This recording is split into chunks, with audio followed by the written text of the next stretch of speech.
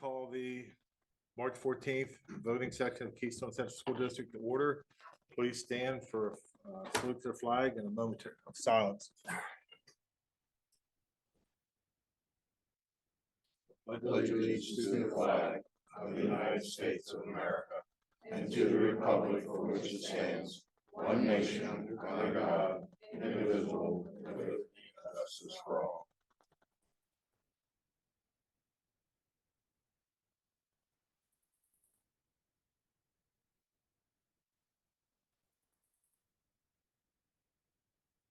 Thank you.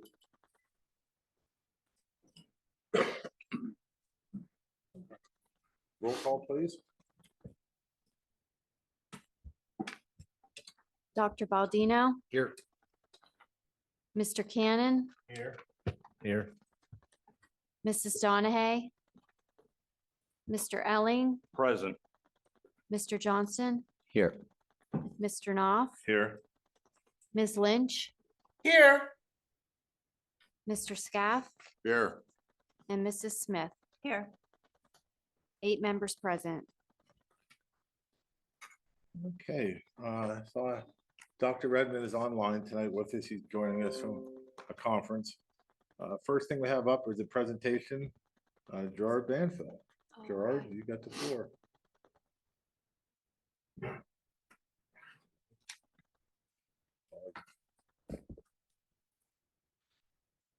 Tonight, we have a short presentation from Lock Haven EMS and Mr. Banfield.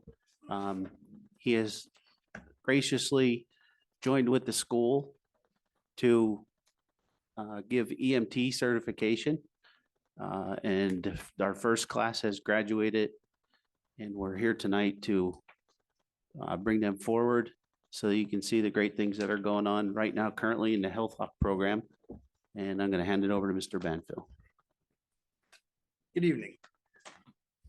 With me also tonight is I have the lead instructor that helped pull this program off behind me. Or alongside of me here is Charles Wenzel. He comes to you from Lycoming County. He was the lead instructor that helped me, mainly help him steer this group through the first Clinton County EMT class in probably well over a decade. If you recall, we came to you probably a year-ish ago and asked to partner with you to come into your school and help educate for a breed that is far and few between. As I stare you in the face, you know what I'm saying from the Definitely. fireside, correct? Yeah. And so we committed to bringing your students in, giving them the opportunity to come in, first off to vet them and let them come in and learn our home, learn our people, let our people present themselves to these students. We did that on May 20th, which was EMS week. The young people I'm going to introduce here in a minute came to our facility on EMS week to join the family. Parents came, pretty grand night. Unbeknownst, maybe they knew, my board presented me with a 40+ year award for years of service. So it caught me off guard as well as bringing them into a new home. But anyway, we took these kids down a path that they had to come in, meet us, ride along before we invested in them. So that was the vetting process, bringing them in, getting them to ride on the units, go out and see what emergency services actually did. And that better prepared us to get them across the finish line. They then filled out an application. We provided funding. Charles came on board, took them under his wing and ran them through how many hours? 240 hours. Of in-person, hands-on, winding, grinding, joking, snacking, and having a good time. Amazing instructor. At the end of class, I watched a group stay so tight. This is only part of the class. The adult part didn't come with us tonight. Keep your meeting shorter. But I'd like Charles to tell you what the state told him as far as our completion rate, our factor and stuff. If you would, Charles, please share that. First, I'd like to thank Keystone Central Mountain for giving me the opportunity to teach these young people EMS. As they were in class, as you well know, kids can be kids, but these students are very mature during the class and learned a lot. With that being said, our class, and they should be proud of what they accomplished. They are 5 points above the national average. The national average was 75%. This class passed at 80%. So at the 27 years I've been teaching, this is the first time I've had a class like this. These kids put in a lot of hard work. They learned a lot and matured as they went on. And they're willing to do what it took to pass this class, which I'm very proud to say. I'm very proud of every single one of these individuals, including the adults. It was challenging because it was a mixture of students and adults, but they all came together as one and became one family. So thank you, and thank you, Gerard, for giving me the opportunity to do this. Funny Thank enough, you. There's a class running tonight as well, Tuesday, Thursday, and every other Saturday. And I think they forgot that this was over. They still show up to intermix with the new class. And offer, some viewpoint, which is really gonna help this family continue to grow. And that's what the EMS world needs right now. We're down. We're down and we're gonna take it one at a time. So I'm here to honor my commitment as I came before you before, proclaiming that we were gonna donate some equipment, which we have. We donated the class, which we have. We're hoping that we're gonna continue on with the educational process here, whether it's CTC or relationship, donation of a unit. But tonight was to present the scholarships. I guess I made a mistake with you when I said we were gonna present at graduation, but for June. So that's why I asked you. To come in front of you tonight, so I'm gonna ask Charles to step up with me and introduce your class of graduation. George, can I ask you, how many of them are old enough to start riding now? So they're all riding. They're all riding? So the difference Oh, is really? they're actually practicing now, but they can't be the primary. So they go out as a third person. Most of them have been out on the paramedic unit and they've seen some stuff that you never see in 40 years. But that's why we brought them into the ride. We've been assisting on transports in and out of the hospital. They're also training and our paratransit service. Most of them have chipped in. And we've got scholarships for summer work. I think there's 3 or 4 of them right now that will be paid by the unemployment center. It was a grant that we applied for, so they will work. I think it's up to a week for a duration of, I think it's 8 or 12 weeks over the summer. And I'm not quite positive what the hourly rate was, but it wasn't chump change. It was really nice.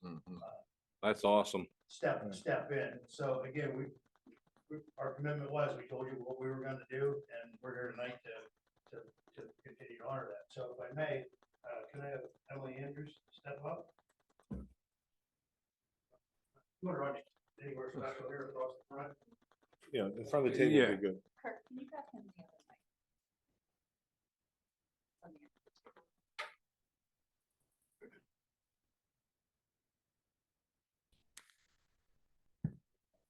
Emily Everett.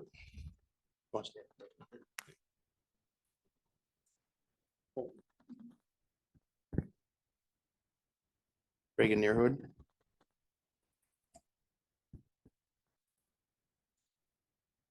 Logan Phillips. See, I didn't forget you. Samantha.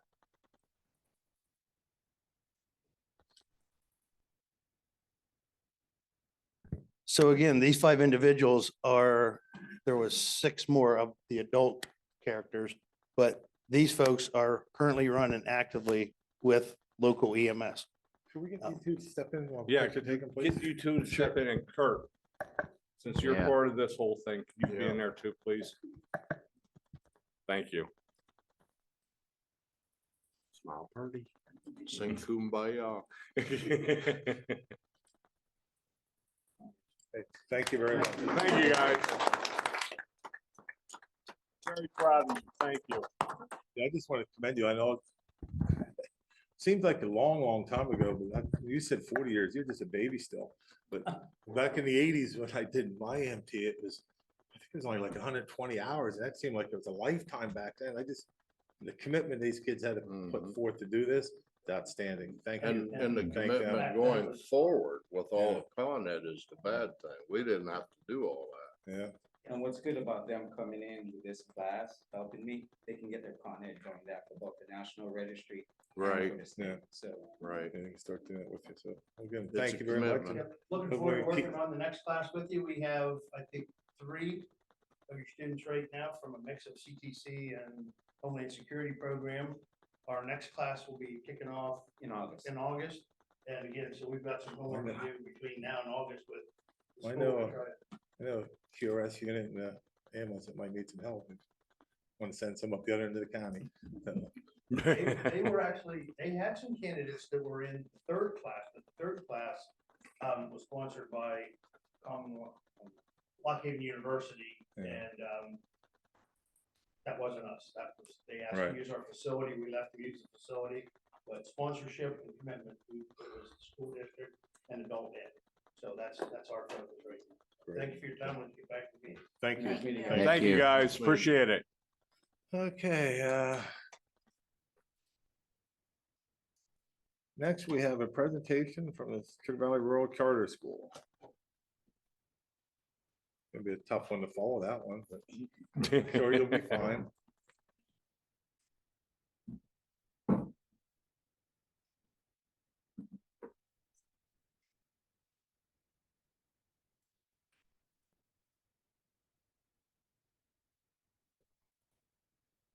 Hi, good evening.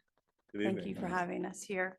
So I'm Tracy Kennedy. I'm the Sugar Valley Rural Charter School CEO. I have a very small presentation for you, but the longer one would be Mr. Phillips here with all the educational items for you Okay. concerning curriculum. So we're going to talk a little bit about, Tracy, talk into that microphone. oh, there. sorry. Yeah, you can bend it. It should be able to bend You down. can bend it down towards you.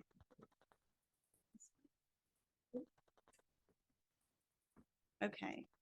So communication between Keystone Central School District and SVRCS. So as you know, Dr. Martin always reached out to me. We had meetings once a month. So and any other time she would reach out to me concerning snowy roads or, transportation. So we felt very comfortable. and We developed a relationship over the past couple of years with her. So I met Dr. Redmond on December 19th during one of the Keystone Central School District and SVRCS monthly meetings.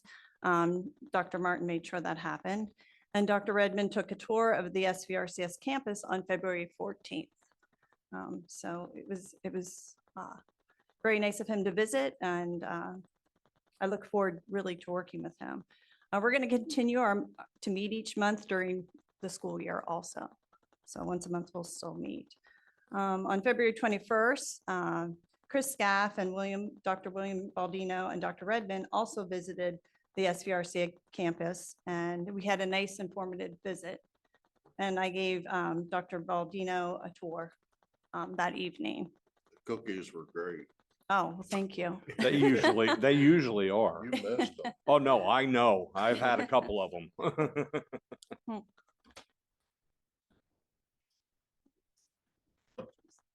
The enrollment, as you know, our enrollment, so I'll just let you look at the current enrollment. Our kindergarten, we have 38, and first grade's 34, 36. And I can just let you read them. So actually, we have 475 students. With kids moving in and out of the district, the classes aren't going to stay, or the grades aren't going to stay the same number all the time. So total enrollment's 475. We currently have 70 students on our waiting list for our lottery. Our lottery takes place in April.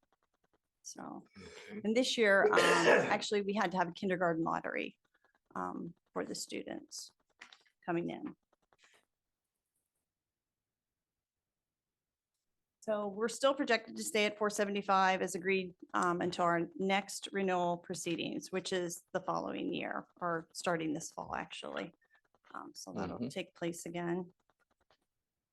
So, and just so you know, I feel comfortable when a student, and I'm aware of the student unenrolling at our school. I try to send them back to Keystone Central. I believe in keeping the kids in Clinton County.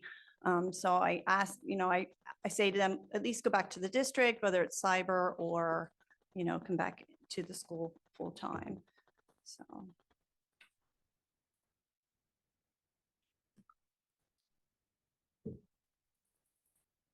Our fiscal report. This year we had a new auditor. It's Boyer and Ritter. They're from State College, the company that we're using.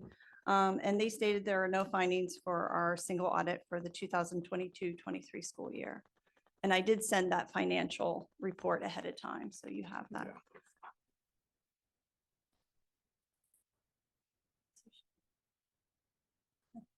SVRCS funds. So we have three different SVRCS funds. The governmental funds consist of the general fund and the student activities fund. The propriety fund is the food service fund, and the fiduciary fund is a scholarship trust fund. Our general fund balance as of last year, June of 2023, was $3,891,019. The SVRCS Board of Trustees committed the fund balance on June 20th, 2023 to capital projects, summer operating expenses, and summer payroll and benefits. The SVRCS Board of Trustees uncommitted the remaining funds for summer payroll, summer operating expenses, and capital projects on December 19th, 2023. So all of the school's monetary assets are held in deposit accounts at two banks. SVRCS has invested in CDs with the First National Bank. And we also have deposits. We have some deposits exceed FDIC limits, but are secured by the bank's pledge of securities in accordance with Pennsylvania state law. As you know, our budget is not formed yet. We're still working on that. Our preliminary budget is presented to the SVRCS Board of Trustees in May, and it's finalized in June.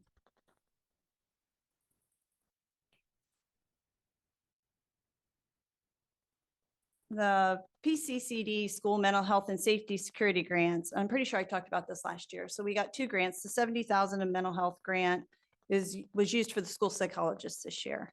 And then the $70,000 for the safety and security grant was also used for bollards, campus buildings, doors, and speakers for our emergency notification system. Beyond that, we have recently just applied for the other $70,000 for mental health grant that came available to us. So we just had to have that in the end of February. It's our facility report. We don't have any new facilities at this time. However, our A building, which is our K&1 building, has the nurse in the main office, is quite old. It was the first building on campus in 2000. So the HVAC system is actually the Freon and things are out, you can't get that anymore. So we have to replace everything. So we are planning on doing that system this summer. So continuous improvement. So last year on February 10th of 2023, PD had sent us a letter stating that due to our school's team focus on continuous improvement and use of evidence-based strategies in its school improvement plan, they were pleased to inform us that we have successfully exited the ATSI status.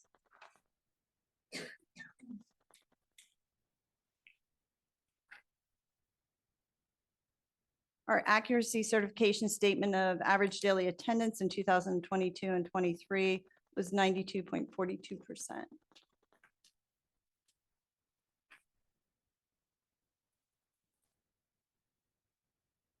And our SVRCS athletic count. You can see the count. What was new this year to us is we had one female wrestler last year, and this year we have a female wrestling team. As you know, I know you have a female wrestling team also. We had 7 girls on that team. And then the junior high volleyball was new too for us, for the girls. So, but the rest has basically stayed the same. Can I ask you a question? Sure. I know it's kind of score no, but What percentage of your students you think participate in extracurricular activities? Oh, I don't even know what the percentage Your is. numbers look really good. Yeah, they are pretty That's what I was good. wondering so, yeah. I have Well- never really looked at the percentage of that, but yeah, Thank you anyway. you're welcome. Tracy, so Tom and these folks could hear it. What's your percentage of special needs kids? It's a little like 33%, somewhere around in 33%, there. okay. Yeah, something like that. And It varies. just because Tom and Bill are new, can you explain how your lottery works? Yes, it's just like the, actually the requirements of the charter. So you have, obviously, our founders are older, but you would actually have the founders first, founders' children. So that has expired, so that you would have, employee people first. They are the Their first. kids they- come first. Yes, their kids come first. And then it is siblings. So any sibling that is currently in the school, it doesn't matter what district they're from. So those siblings enter first. And then after that, it is Keystone Central School District. And then after that, it's any other district. Okay. Okay? You're welcome.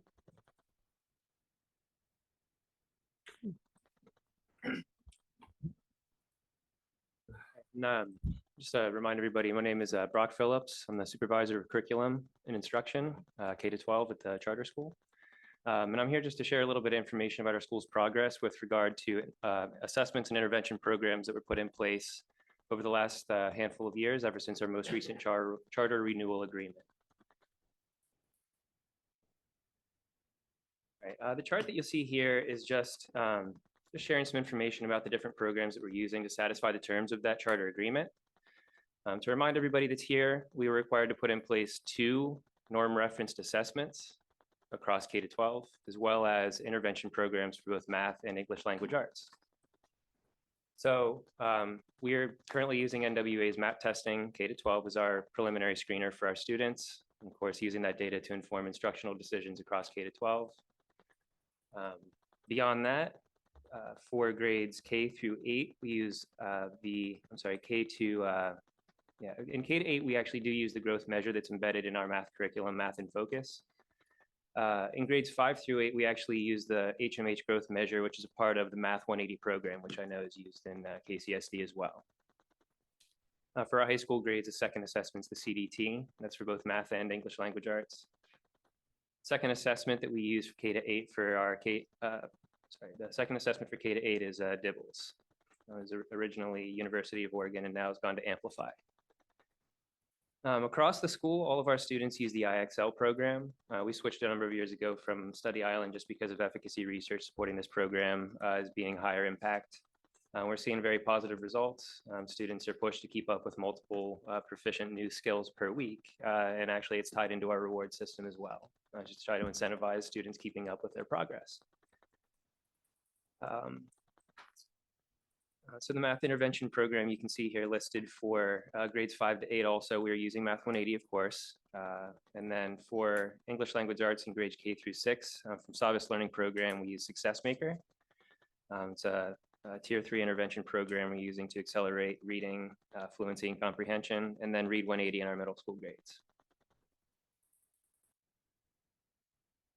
Okay, so just some information about our spring 2023 PSSA results. For our 3rd graders, we had 30.6% who are at or above proficiency, both for math and ELA. So both of those assessments result in 30.6% of our students hitting that proficient or advanced mark. In 4th grade, you notice the science PSSA shown here as well. For English language arts, we had 41.2% of our 4th graders hitting the proficient or advanced marks, 20.6% for math. A number of these students have been placed in that Math 180 program this year as 5th graders in order to accelerate the learning there. We had 70.6% at or above proficiency in the science. And of course, many of you may know PDE has pushed out that with respect to the new STEEL science standards, next year they're going to be field testing a number of new items for that test. And so that will be moving to 5th grade next year. So further presentations will show that science information for 5th grade rather than 4th. For our fifth graders, we had 11.4% of our students in fifth grade last year at or above proficiency level.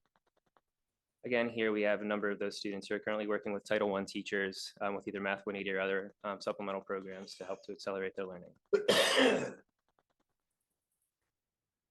For sixth grade, for English language arts, we had 16.7% of our students test at or above proficiency level and 6.7% for math. Once again, here we have a number of classes that are addressing some of the more specific needs in these grade levels. For seventh grade, spring of 23, we had 36.1% of our tested students who scored at or above the proficiency level and 13.9% for math. And for eighth grade, once again, you see the science PSSA being shown as well.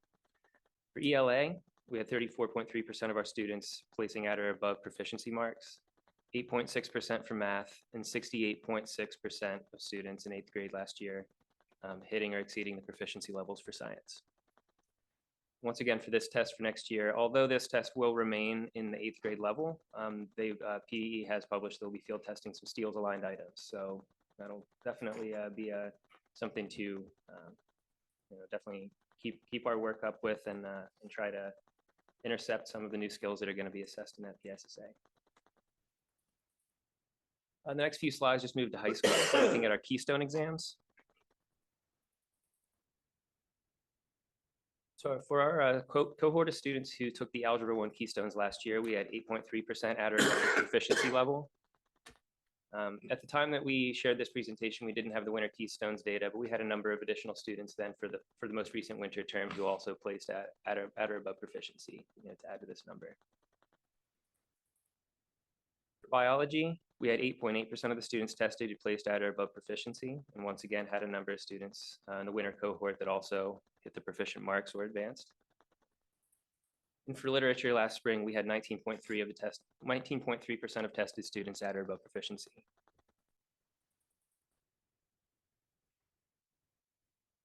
The next few slides are going to cover a little bit of information resulting from our fall to winter growth in our MAP testing from NWEA.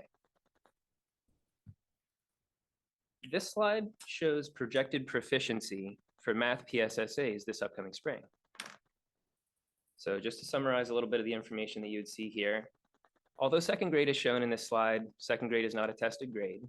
They provide this information in case a school or LEA would have students who would be interested in trying to assess at an earlier grade. So if tested, it's projected that 56.7% of our second graders would hit proficient or advanced in a PSSA that they might take. Again, that's non-tested grade, but just a projection. For our grade 3 students, 48.8% are projected to be proficient or advanced for math on the PSSAs this spring. 13.5% of our fourth graders, 31.6% of fifth graders, 7.9% of our sixth graders, 13.5% of seventh graders, and 10.3% of our eighth graders. And again, all this data is currently being used every test term to try to inform further instructional decisions to help to accelerate the learning so that we can hopefully increase these numbers come test time in the spring.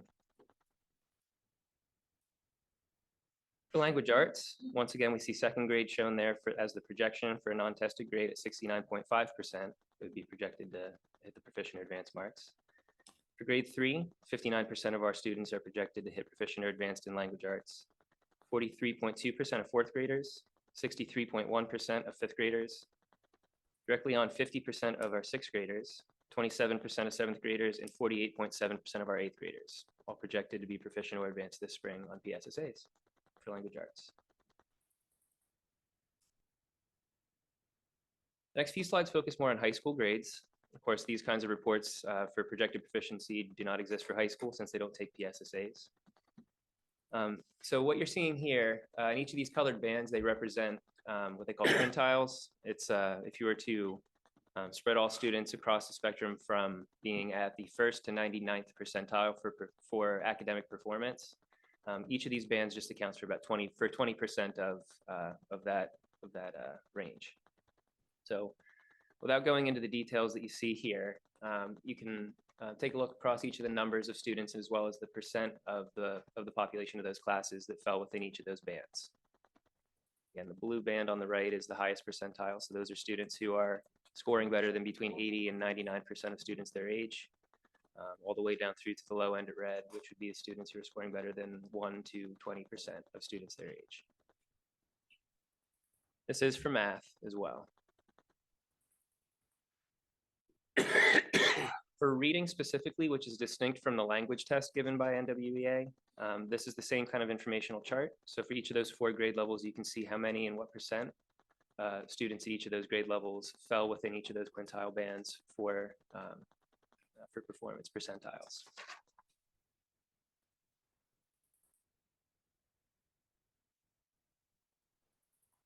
For the language test, there are no norms for 12th grade, and so you won't see a band for that. But for 9th, 10th, and 11th grade, we do have information showing, once again, how many and what percent of students at each of those grade levels fell within each of those quintile bands for norm reference performance.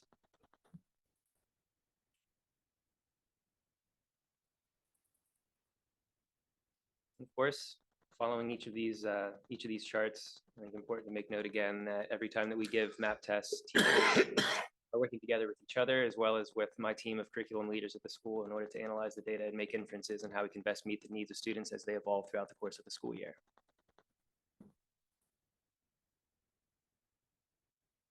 This chart is a little bit difficult to understand what's going on. Rather than sitting and working through all the numbers, the following chart summarizes all this information with a little bit more palatable of a graph. So what we're going to see here is it's focused on the math performance, so just for the math map tests. Each of the blue bands that you see show the observed growth for students on average in each of the grades. The yellow diamonds mark what is expected growth for students at those grade levels from the fall to winter testing terms. And so you can see in a number of grades such as kindergarten, 1st, 7th, and 12th, that they had beat those expected growth norms, with most of the other grades being within 1 or 2 RIT points of expected growth on average. May I ask a question, please? Yes, of course. What is RIT? So it's the Rasch Interval Testing Scale. It's a testing scale that's used across a number of different norm reference assessments. Thank you. Sure. Yeah, and those numbers don't really equate to anything related to a percent score or anything like that. Students can score anywhere from a 50 up to 300 plus on those tests, with most students scoring somewhere between 150 all the way up to in the upper 200s generally. So depending on which grade you're in, of course, for the younger grades, you expect a little bit more growth because they're beginning with a little bit less and are making greater leaps and bounds, whereas for the higher grades, you can see the expected growth drops a little bit lower. So again, skipping kind of through this information just to get to the chart that summarizes a little bit more efficiently. For the reading test, we can see once again that a number of our grades on average did exceed the expected growth. Kindergarten 1st, 3rd, 5th, 6th, 9th, and 12th all beat the expected growth on this test from the fall to winter terms. We can see in some grades that we did slip a little bit there. And so there were a handful of cases, such as for 7th grade. For the first time ever, we had average growth from the spring to the fall term. And when you think about that, that's not generally something you'd expect out of students, is to leave for the summer and to come back and then exceed the scores that they left with the previous year. So at this point in time, we have had a difficult time finding rhyme or reason to why they came back stronger in the fall. I know that we have a number of summer programs, and so those have hit a number of our students, but 7th grade wasn't necessarily targeted directly. So kind of a mystery as of right now why it was 7th grade came back so strong in the fall. Unfortunately, the expected growth did not follow through because they had scored so high in the fall term there. Again, using all the information that we're collecting to inform further instructional decisions and placements for intervention programs to accelerate learning nonetheless. And for the language test, I've got the same report here. Matching what we saw earlier, there is no expected growth norm for 12th grade. You can see that for kindergarten and 1st grade, these students are just in foundational language learning, and so there is no language test for kindergarten or 1st grade. That begins in 2nd. But here we can see that grades 6 through 12 all exceeded the expected growth, or so sorry, 6 to 11 all exceeded the expected growth.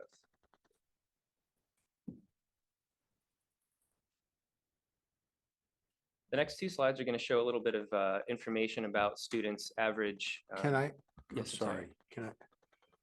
Is it something built into the system that you're testing with, that the projected growth always trends downward? So that's, if you were to look at any state tests as well as any of these norm reference assessments, what you'll notice is that as students get older, generally the increases that students measure is going to be a little bit smaller. If you think about it, when a student comes into kindergarten, they have a certain amount of knowledge. What they build on top of that is significantly larger compared to what they enter with than a 12th grader would add on compared to what they enter the grade with.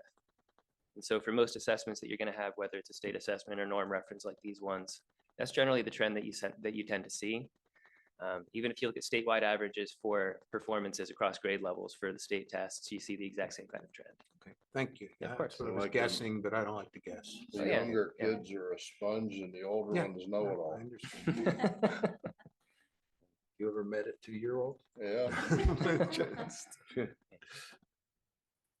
All right, this slide and the next just summarize a little bit of growth information about our interventions, Read 180 and Math 180 from Houghton Mifflin Harcourt, again, programs that are employed at KCSD as well.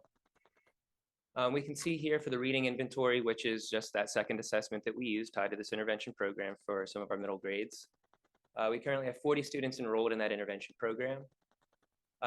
You do see here, rather than 2 tests, as you would expect, we have 1 test shown on average.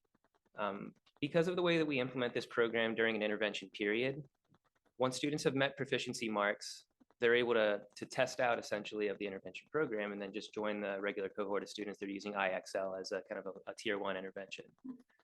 And so there were a number of students that began with us who by mid-year had scored high enough that they were able to test out of the program and thus did not take a second assessment at that point for Read 180. So although that number made it look a little bit strange, it's actually good news when you think about the fact that those students exited the second intervention that we have. We can see here the average growth for the students that were assessed twice was 61 points, whereas they had started on average at a reading level Lexile of 435. For 2 of the cohorts of students that are in this intervention program who have more consistent contact with the program, I thought it a little bit important to highlight the impact of that on with a little bit more contact time. So although those students had started a little bit below the average of the entire cohort, we do see that the average growth for those was a bit higher than the entire cohort as well, which just shows that these students who have the greatest needs are in fact measuring the greatest gains as well, which is exactly the purpose of having an intervention program like this in place. Similar charts for Math 180 program, and I apologize, my screenshots are not quite as clear as with the Read 180 program here. The reason this is broken into 2 different charts is because for our students in 5th and 6th grade, they move into the program at what's called Course 1. And that is more foundational skills being prepared for a pre-algebra level, whereas for the Course 2 at 7th and 8th grade, it's algebra readiness. So it's higher skills at that second course. So we can see here for the Course 1 students, we currently have enrollment at 21. With this program, rather than having an intervention period, we actually split 2 out of the 5 days, any given instructional week. So students who are in this intervention are pulled for 45 out of the 90 minutes from their classes, and then they receive this intervention in a separate setting. And so on average, we do have 2 tests taken for each of these students.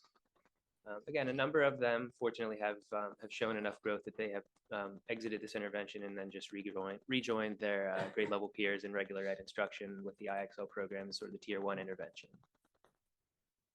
We can see here the average beginning score, that 512, and the average quantile growth here at an 86, just meaning that they've added close to a year, that 86 out of 100 for a year over the course of just this half of the year, which is what you would hope to see out of an intervention program such as this one. You're getting more growth out of students than you're spending the time.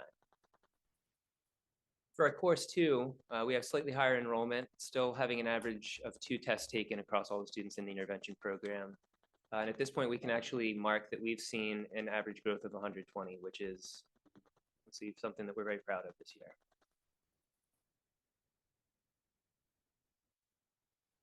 A little bit of information about our Tier 1 intervention IXL. Beginning with 22-23, we had switched to IXL from Study Island. We just weren't seeing the results that we had hoped for. And so with a little bit more research, we found that this program just appeared as though it was going to meet the needs of our students a little bit more efficiently and effectively. So at this point, by the research, we are expecting and tracking that our students are reaching proficiency in at least 2 skills per week. The SMART score is what they use. It's the name that they give to proficiency level The SMART score of 80 shows that students are proficient in a skill with 100% being mastered.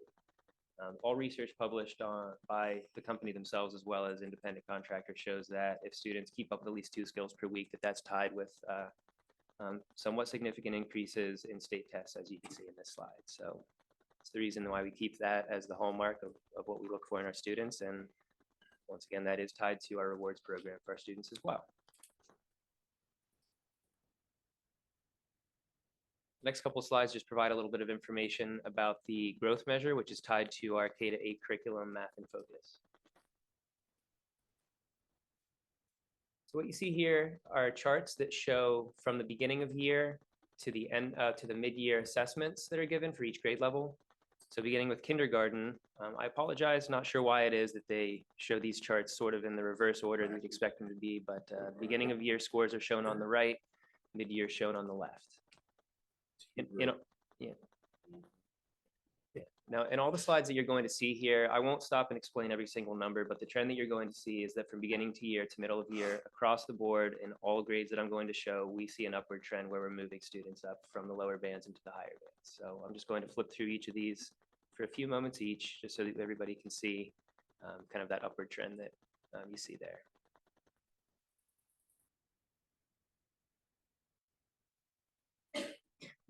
Second grade.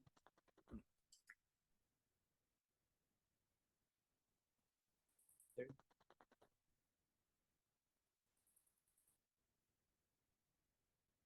Fourth grade scores.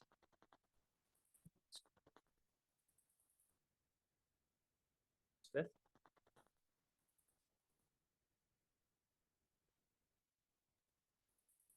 Sixth grade.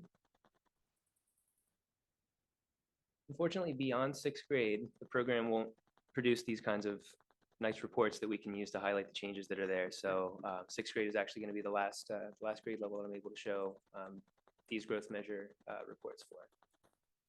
But again, in each one of the grade levels, we have marked an improvement by seeing that we're moving more students out of those lower bands, kind of at the red levels, and then toward the upper ends. That's what we hope to see. Unfortunately, unlike our math program, our ELA program K-6 does not produce these kinds of reports. And so rather than that, I just compiled some information from our map testing that just gives a quick overview of the number of students that are projected per grade level to score proficient or advanced on PSSAs this year. So tying back to previous data. But once again, we are seeing some very encouraging numbers here.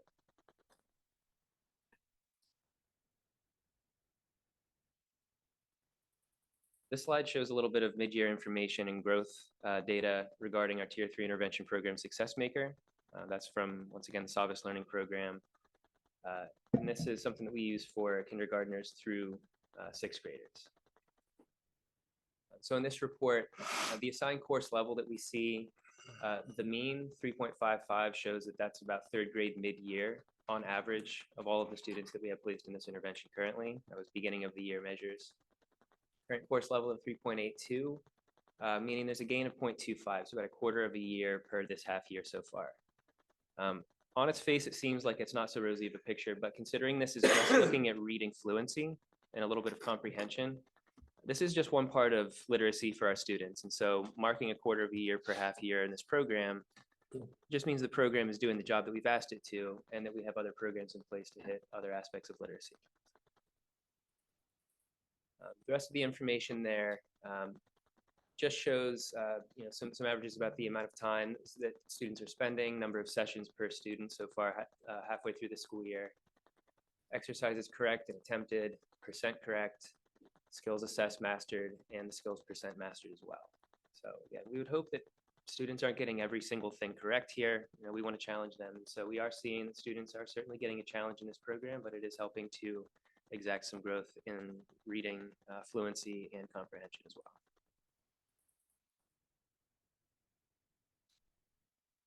The next couple slides show some data from beginning to mid-year regarding our DIBELS assessments. So again, these are from one grade level to the next. These assessments are assessing different aspects of literacy, just because from one grade level to the next, from K to 8, you have different skills that you're working on. Kindergartners aren't working on the same set of skills as an 8th grader will. But on average, though, these charts are just going to show a little bit of information about the comparisons between beginning of year to mid-year benchmark assessments from DIBELS. So here, these charts are a little bit more in a natural order. At the top, you can see for kindergarten, the beginning of the year chart is at the top there with the mid-year chart directly below. Once again, you can see some pretty upward progress here. Still have a few students in those lowest bands, but we are seeing some growth in a number of our students moving upward. Another thing to note with these is that it's not a static number or measure for each of the categories, but it does grow with students as well. So not only are students growing, but they're growing enough that even though that target moves with the students from beginning to mid-year, they're still exceeding that growth that places them in those higher bands as well. So information on second, third, and fourth grade. And I'll just give a few moments here for everybody to see.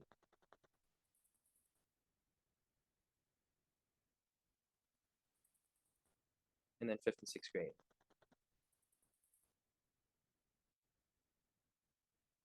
So similarly to some of the other programs, up to sixth grade, we have nice reports that can be generated. For seventh and eighth grade, for new DIBELS 8 assessments, they are not conducted online like the kindergarten through sixth grade assessments are. And so as they're paper-based, those assessments are not presented or collected in such a way that the system is able to produce these same kinds of growth reports from beginning to mid-year for seventh and eighth grade.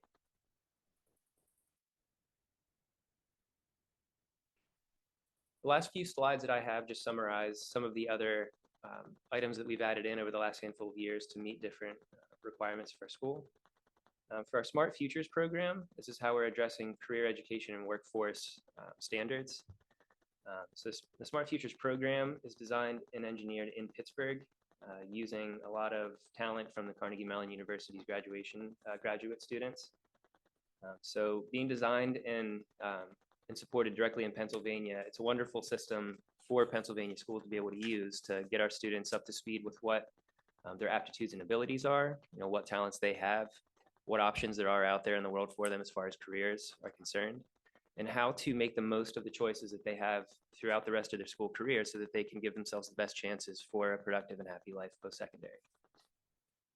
This program is tied into a number of our classes. We have a portfolio builder class for middle schoolers so that they can practice the skills that are necessary for creating a lot of those documents like a resume.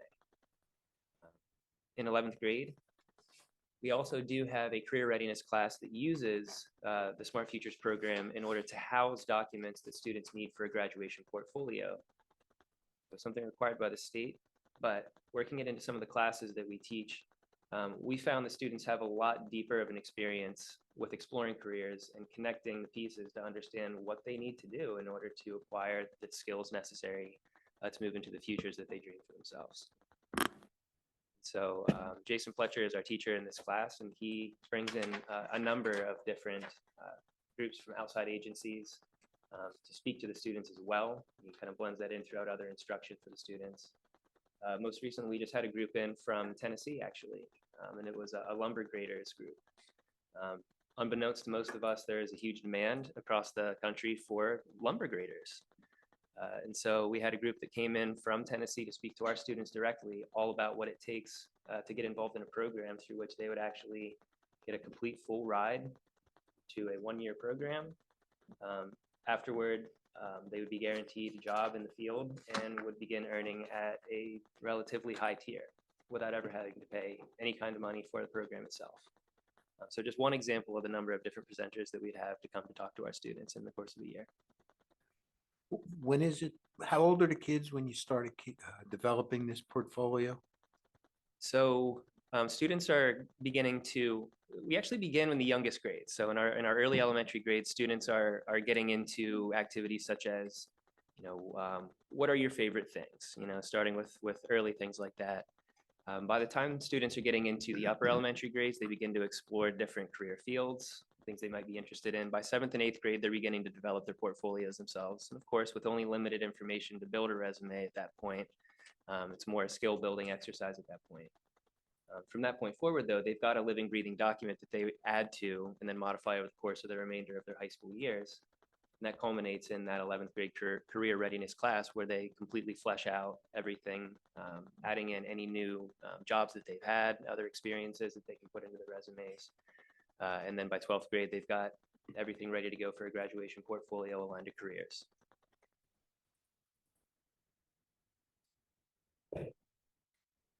At this point, that concludes my presentation. And on the screen again, just that quick list of the different assessments and intervention programs that we're currently using. Does anyone have any questions they'd like to ask? I know we've been kind of asking along. Does anyone have anything? Actually, I do have a couple. Okay, so if you could go back to slide 17 for me, please.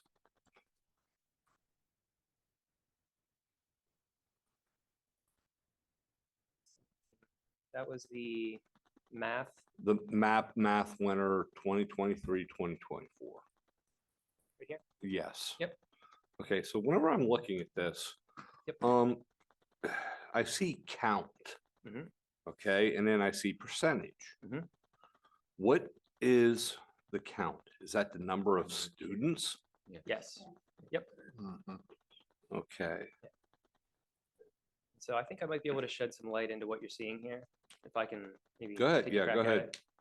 it. Okay, written into the terms of our recent charter agreement from a couple of years ago is that students in grade 12 who have either met or exceeded the expectations for state tests on a given state test are excluded from additional assessments. And so due to the terms of that language, students that are in 12th grade that have passed the Algebra Keystone exam are exempted from the MAP test at that point.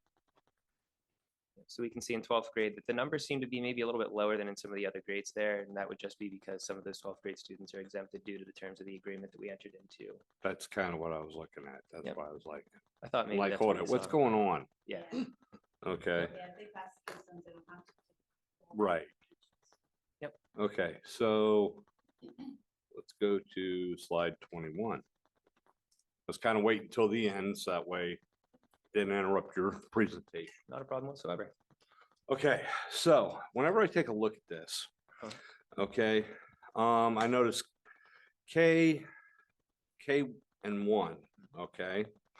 The students have exceeded the growth. Mhm. However, whenever I look at 2, 3, 4, 5, Mhm. 6, 8, 10, Mhm. 11, these students have not met the expectation of growth. Is there something that's going on here? I'm just kind of curious. Sure. What's, So I guess the first thing I'd like to say is that if second grade students do not take the K-2 test any longer, we want to get them up to speed with higher level assessments. And so beginning in second grade, we actually move students up to the 2 through 5 tests.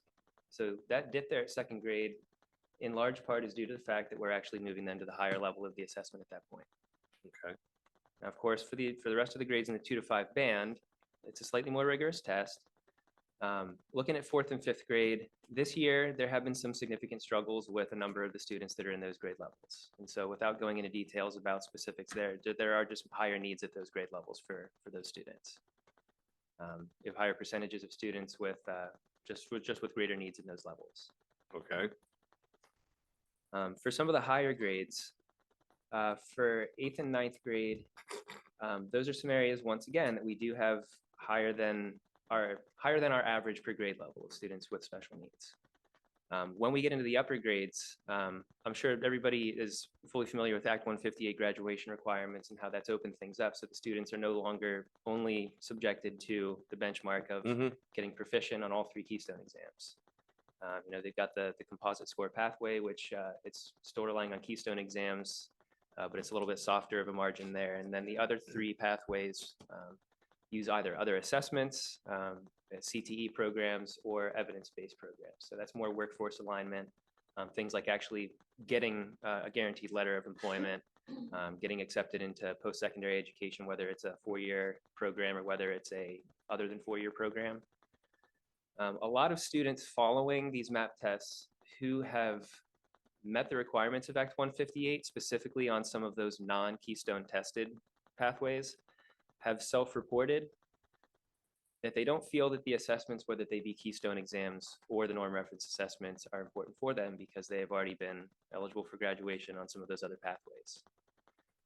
And so it's unfortunate that we see some of those dips in high school, but we have put some elements into place this year, such as some incentives for students to continue to perform.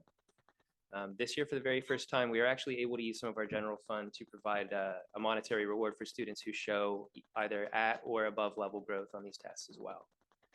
And so we were able to give students some. You said a monetary reward? We were able to reward students with some gift cards to some retailers where they could purchase items for school or things like that. You know, Okay. Walmart and Marshalls and other places Okay. like that. They can get school items or they can get books or things like that.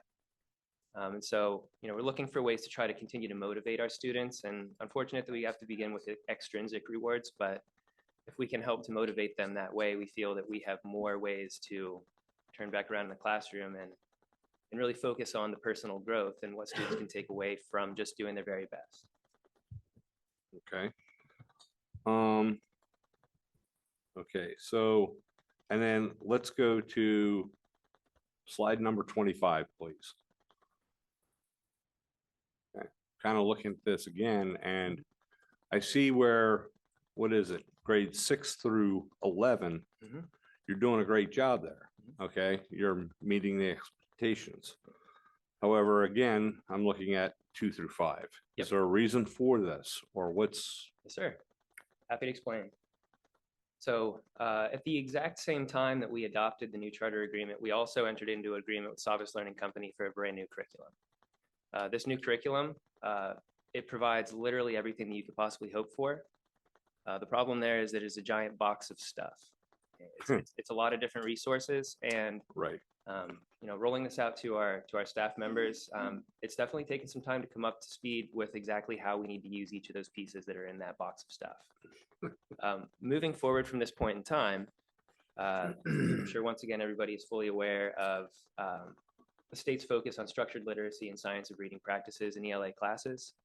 We currently have a subcommittee of teachers at the early grades, beginning with K1 and 2, who are actually currently doing independent learning, and they're working to lead the rest of the staff across the grade spectrum on best practices in structured literacy and science of reading. For our earliest grades, a part of that, in addition to having this instruction from local experts on science of reading and structured literacy, beginning with next year, we are going to go back to basics and work our staff through an iteration of curriculum mapping. So basically going back to scratch and starting with our standards, working all the way backward to be able to select the best and most important elements of the curriculum that we currently have access to that are going to help us most efficiently meet the needs that we are missing here in those early grades. So at this point in time, it's taken us a number of years to work through both COVID and pandemic issues to get up to speed with where this curriculum really hits us and what we need out of it. But again, a number of our crack team people who are working on structured literacy and science of reading are also going to be leading the team of teachers to kind of redesign what we're doing in those early grades to more efficiently meet the needs that we're not quite seeing at this point in time. Okay. All right. I have one question for you. To maybe put that graph on page 21 in a different perspective. If you go to page 20 and you read fall of 23, just look at K. You have the fall of 23 achievement percentile 69. Mhm. And then you go to winter of 24 and you have achievement percentile of 80. Yeah. So that's 11% increase. Yeah. And then when you go clear across to the student norm, it says the last rows are like percentage of students who met the growth, 63%. Mhm. So we're well over 50%, which is, to me, is positive. Student median conditional growth percent, 57%. Mhm. Again, it's positive. It's not, when you look at that chart on 21 and you see that these numbers are below the projected, but yet when you actually look at the true numbers, you're on the higher side. Right. I mean, you can go to whatever grade, every one of those numbers is an increase. I feel that's great.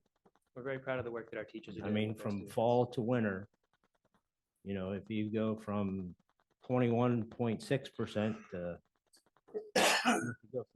from 36 to 49, that's a great increase Absolutely so. in just a couple months. I think that it's hard to get the true perspective on a bar chart Yeah. versus a number chart. Right. I think it can be interpreted wrong. Yeah. So I think you guys are doing great. I appreciate mean, that. I'm looking at the averages and the increases. I'm not looking at that little bar chart. If I may add as well, with those percentages as well, those are those floating targets. So where that number sits, you know, for the kindergartners, for example, where you were saying we had the 69 was the achievement percentile on average across kindergarten. Right. Where that metric sits on the scale for the fall test versus the winter test, it's actually higher. So not only are we increasing by that 11%, the 11 percentile on average, that number is not staying in the same place from the fall to the winter either. So just to kind of add a little bit to that as well. Anything else? Yeah, excuse me. Yeah, just out of curiosity, and this isn't going to be in your data here, you know, if you Okay. remember. Those 10th graders that with that math graph, what is it on page 21? Yeah, that didn't do so well. Mhm. If you look back to when they were in 9th and 8th grade, is that something that carried through, or is this a fluke? So I'll be honest, for a number of those students, specifically for our 10th graders, there are a number of those students who that was part of that self-reported group. A lot of them had taken opportunities to meet the requirements of Act 158 in alternate ways, things that weren't required to testing. Mhm. So this didn't show when they went back in the other years. They weren't lagging behind Right. when they were 8th and 9th graders. Yeah, and that Yeah, okay. that just That's provides a ex- little bit of I a kind of wondered, yeah. I hear you. Sure. When they already know they're going to graduate. Yeah. We're trying to get them motivated. Yeah. To say, look, we still need you to do well. I You think you've still got need good to Push results. yourself and grow yourself, even though you can graduate now. It's hard, as you know, for teenagers, but I understand that even though you're graduating, you met the requirements, you still should grow personally. And, you know, I canceled my It's lab different courses now. when I found out I got accepted to medical school. If nothing else, thank you Yep. very much. Well, Oh, on pretty a second. comprehensive report. Oh, I'm sorry. Chris has some. Back on Elizabeth, page too. 20 there where Tom was looking at. And I'm looking at, he's looking at the numbers in kindergarten. I'm going down and looking at 12th grade. And if you scan across the bottom there, you have a school growth percentile of 99%. That's outstanding. That's why I said that other chart Yeah, can be very, very misleading. very misleading and can be And then you follow misinterpreted. clear over to the end, the growth percentile is 63%. So that's kicking butt and taking names. I don't care who you are. I like that. thank you. I did have a couple questions about your Dibbles results here. Okay. I was looking at particularly grade 1 Mhm. and your below basic went from, it's on 40. Yeah. Your below basic seemed to increase in first grade from 17 to 29%, which seems a little strange, especially for first grade, because those are the years that you should be seeing some real growth. Yes. And to see that number increase Hmm. from beginning year to mid-year should be a red flag for you. And I see similar things in third grade. I mean, they stay pretty flat. Sixth grade fifth grade stays pretty flat. So does sixth grade. There doesn't seem to be much growth between beginning and middle of year. So, I'm just curious about that. Yeah, again, with this assessment from beginning to mid-year, that is that floating mark. Whenever they're staying consistent, it means you're not necessarily seeing the growth beyond what's expected, kind of staying right on track with where that floating measure goes to from beginning to mid-year. First grade is certainly something that is a little bit concerning, but we do have fluctuations in enrollment. That was one of the grade levels that occurred It wasn't necessarily the case that we had 4 students, because that is the difference from the 6 to 10 that we have there in that lowest category for the first grade. However, there have been made some changes so far this school year based on these results. A number of different intervention programs and some students that have begun working with additional Title I teachers in order to try to catch this issue before it extends into any higher grades than first. So you're 100% correct in saying that's something to pay attention to, and it's something we've already jumped right on top of. Okay, thanks. Okay. And that All number, right, Elizabeth, that last number is number of students. Just Yes. looking at that one, it says 37 and then 36. So one student came out between the beginning and the end of that year. That bottom, that slide there, the bottom row, Yes. 37, 36. So you lost one student there, which is going to change your overall average. I mean, I don't think that that's truly that much of a concern, is it? You lost one student, so your bars are going to change. But you're supposed to see growth between the beginning and the middle of the year. Okay, but you lost a student. That should make very little difference because, If the student that you lost had 100%, but it's still not going to skew your data that much. are you Okay. sure? let's move on to Elizabeth has a question apparently. Oh, thank you. First, I want to apologize. I didn't make your open house. It was my fault. I misunderstood. I thought there was a link I could go to, so I do apologize. I wish I could have been there. I have some friends that their kids go there, and one thing they say is their kids are happy. So I have sort of a subjective, just a curiosity. I mean, do you have like a lot of parent, guardian interactions? Do you think that your parents and guardians are really active with the school, or is it kind of hard to get them, to be active in the school? I mean, if you could just give sort of a overview about that, I'd be real curious. Well, our Thank- teachers are always reaching out. They're always reaching out to the parents. So whether it's Classroom Dojo, email, or phone calls. So we try to keep the parents well involved. We also have 2 parent-teacher conferences each year. So we have one in the beginning, right after Halloween, we have one there, and it goes over they meet the teacher and all that good stuff and talk about the grades. The second one is about the MAP growth. So they come in and they know exactly how to help their student, but they're always reaching out, even if it's once a week. I have several parents, even in the high school, that say, can you have all of his or her teachers reach out to me once a week and let me know what they're not doing and what they are doing? So, I mean, we just have really good communication with our parents. All right, thank you very much. If nothing else, thank you. Thank you. Next on the agenda, hearing of visitors. Michelle, I believe that's you. Again, just remind you, you have 4 minutes. Please state your name and where you live for the microphone and I'd rather not state where I live. This is broadcast on YouTube. So, but you do have it written down.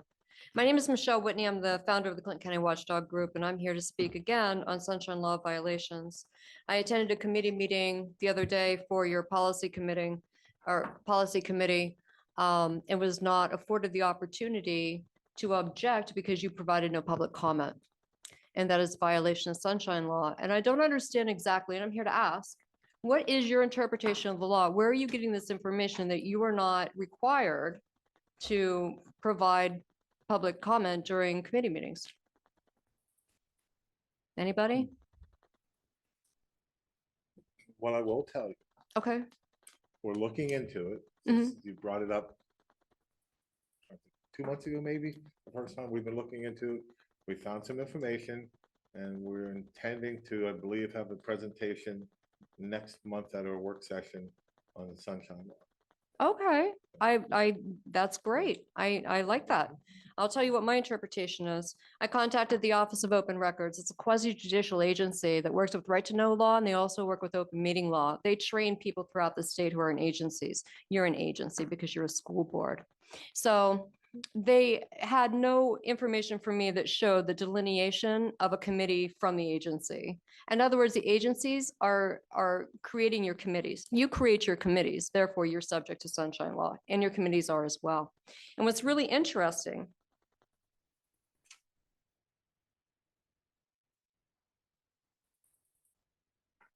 is that when you're holding meetings which are defined as any prearranged gathering of an agency which is intended or participated in by a quorum of the members of an agency held for the purpose of deliberating agency business or taking official action.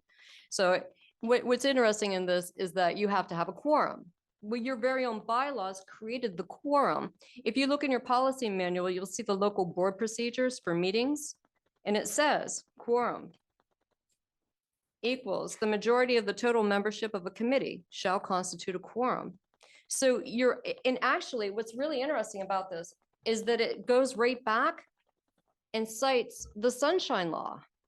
So you're literally telling yourselves that you are subject to sunshine law in committees. But we don't have any public comment for committees, so I don't understand. There are civil and criminal penalties for not following the sunshine law. And what's neat about the sunshine law, in my opinion, is that the taxpayers aren't on the hook for when you go to court. That all comes out of your pocket. So if you lose in court, I'm not saying that you will, but if you do, you personally have to pay out of your own pocket. Taxpayers don't get to pay for that. So that's something else to consider. I think you really need to make a smart choice on this. And I was doing some more digging and finding attorneys who write for Pennsylvania News Media Association. This is Melissa Malusky, and she's a media law counsel for this organization, which is pretty cool. And I think she said it best. She says, by including committees in the definition of agencies, which they did, the General Assembly recognized and codified the public's right to witness and participate at all stages of decisions and policymaking. The public must be able to witness and participate in committee meetings in order to fully understand and help shape public policy. So your committees are doing a lot of work, but you're leaving the public out of the committees, and then you're just approving things at board level. Personally, I think you should be engaging with the public and fostering them, because your subject matter experts are out here. This is where you're going to find a lot of your talent out in your public, and a lot of information that you can enjoy. So I'm looking forward to your sunshine law meeting. I hope that you take into consideration what I said. I hope that you contact the Office of Open Records, which does training for agencies. And I hope that you look into it a little bit further, because it's very important that you get this right, because you're going to end up in court. You also have committees that are completely locked down, which is a violation of sunshine law. Again, like I said, we're looking into it. We've been exploring it for a little while now. Right. Like I said, it's been a month or so, 2 months since you brought it up first. Mhm. We've kind of been exploring it, looking into it. We're trying to plan something for next month. Okay. So hopefully it works out and we can all go out there with the same ideas and all same feelings. Right. But you shouldn't even need a law, really. You should just embellish the public, right? We're here for. So, hey, Thank you. Thank you very much. Okay. If we don't have any student government reports, I think next up is Dr. Redmond's report. He's gonna join Good us evening, tomorrow. board. Dr. I'm sorry I Redmond. can't be there in person. I'll try to go through this pretty quick. There is an AASA, that's the National Superintendent's Organization Conference from the 24th to the 26th of June in Washington, DC. And I wanted to see if any of the board are interested. As you consider that, or if you would like to know more about that, please let me know and I can give you more information. Moving on, there was some question about who gets to approve or the board approval and the citation of one of our policies. And I want to call your attention to policy 611. And I'm just taking a chunk out of that policy under delegation of responsibility. All purchases that are within budgetary limits may be made upon the authorization of the purchasing agent, business manager, board secretary, and or superintendent, unless the contemplated purchase is equal to or greater than the Pennsylvania final adjusted base amount and so forth. So that's saying that as long as we are staying inside of the original budgeted amount, and we're following the laws around, at certain points, you have to bid for purchases and that sort of thing, then the authority for making those purchases can sit with the administrative staff. And then I asked David Lindsay to weigh in on this also, and I will be sending the board some documents that our council sent to us later this evening. But just as an excerpt of what he wrote, he said, in light of the foregoing, and by that it's meaning his earlier explanation, the role of the board as defined in section 508 of the school code is to approve overall projects and/or expenditures together with any related indebtedness. However, the board approval is not required for every purchase or contract which may be necessary to complete the aforementioned overall project and/or expenditure, as long as the corresponding board approved indebtedness is not increased. He goes on to say the intent of section 508 becomes abundantly clear when considering the pragmatic issues which would arise if a school board was required to vote on each and every school district purchase exceeding $100. Were this true, the school district would be unable to conduct day-to-day operations, as it would be forced to wait for a monthly vote to approve any purchase and/or contract exceeding $100. For instance, the school board could approve a maximum annual budgetary amount for the school district's purchase of paper towels district-wide. In this regard, it defies logic to conclude that the school district must wait to purchase new paper towels once it runs out if a subsequent purchase would exceed $100, albeit the overall budgetary amount for paper towels still remained within that which was initially approved by the school board. This logic could easily be applied to virtually any school district budgetary concern. So hopefully that sheds a little more light on the earlier conversation that we had about that $100 amount and what the intent of the law was around section 508. In an earlier meeting, and this is a little bit pursuant also to an item that's coming up later in the agenda, this is about those 2 tanks that we found at Liberty Curtin. We had to take 2 tanks out of the ground at Liberty Curtin. The first one was a steel tank that was about 12 foot tall by about 4 feet in diameter. This was a tank that was filled with old junk equipment, toilets, tires, that sort of thing. And it had some stones and some dirt in it. It was located under the old sewage treatment plant building. This is the tank that also had an oil-like substance in it that is currently being tested. So you'll see a change order coming eventually when we have the results of that testing. But it ultimately is going to be a small charge to excavate the hole and to remove the contaminated soil, somewhere in the neighborhood of $2,000. The testing and disposal will be a general fund expenditure from the facilities budget. When we found out that there was something that could have been oil contaminated soil, we did testing. We contacted the Department of Environmental Protection. And after we explained the situation and our response, the DEP representative was satisfied with our handling of the issue. The second tank was an old sand filter that was a concrete structure that was abandoned in place.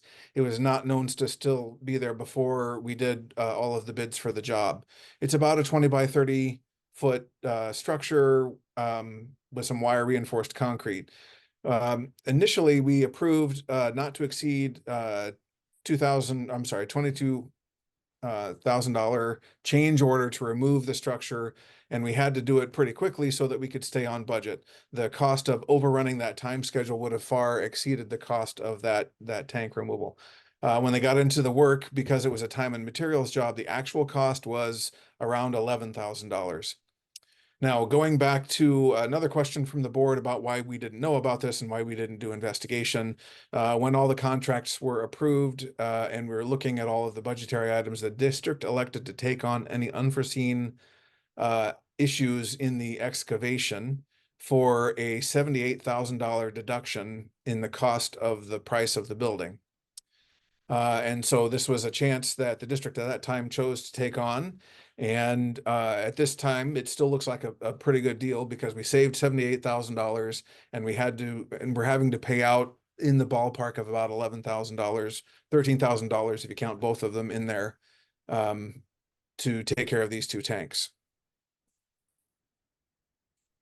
Hopefully those 2 issues with the tanks and those the clarification on the policy are helpful. That's all I have for tonight. Are there any questions for me? I have a question. Go ahead, Polly.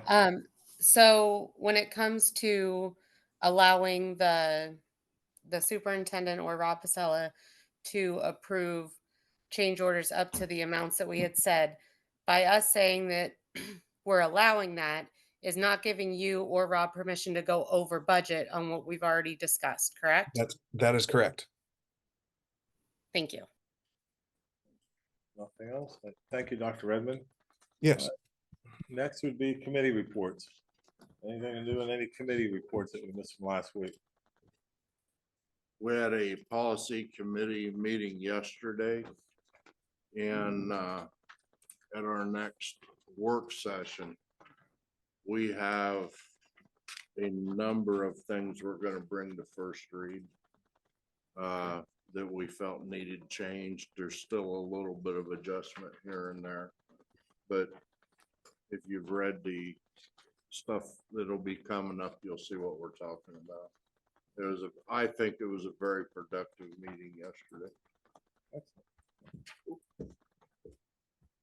No other committees, anything to report? No. Jeff? At this time, I would like to move the entire agenda with the exception of any items that anyone would like to pull for separate consideration. I don't think we should do that because we need to lightly touch on some of it.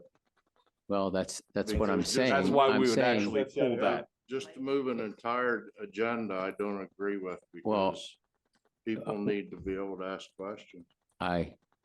If you heard the second part of what I said, I with did the, hear it. with the Okay, exception. Let's just move on. We'll Okay. just keep moving. G, information, treasury report. Any questions on the treasury report, financial report, and enrollment report?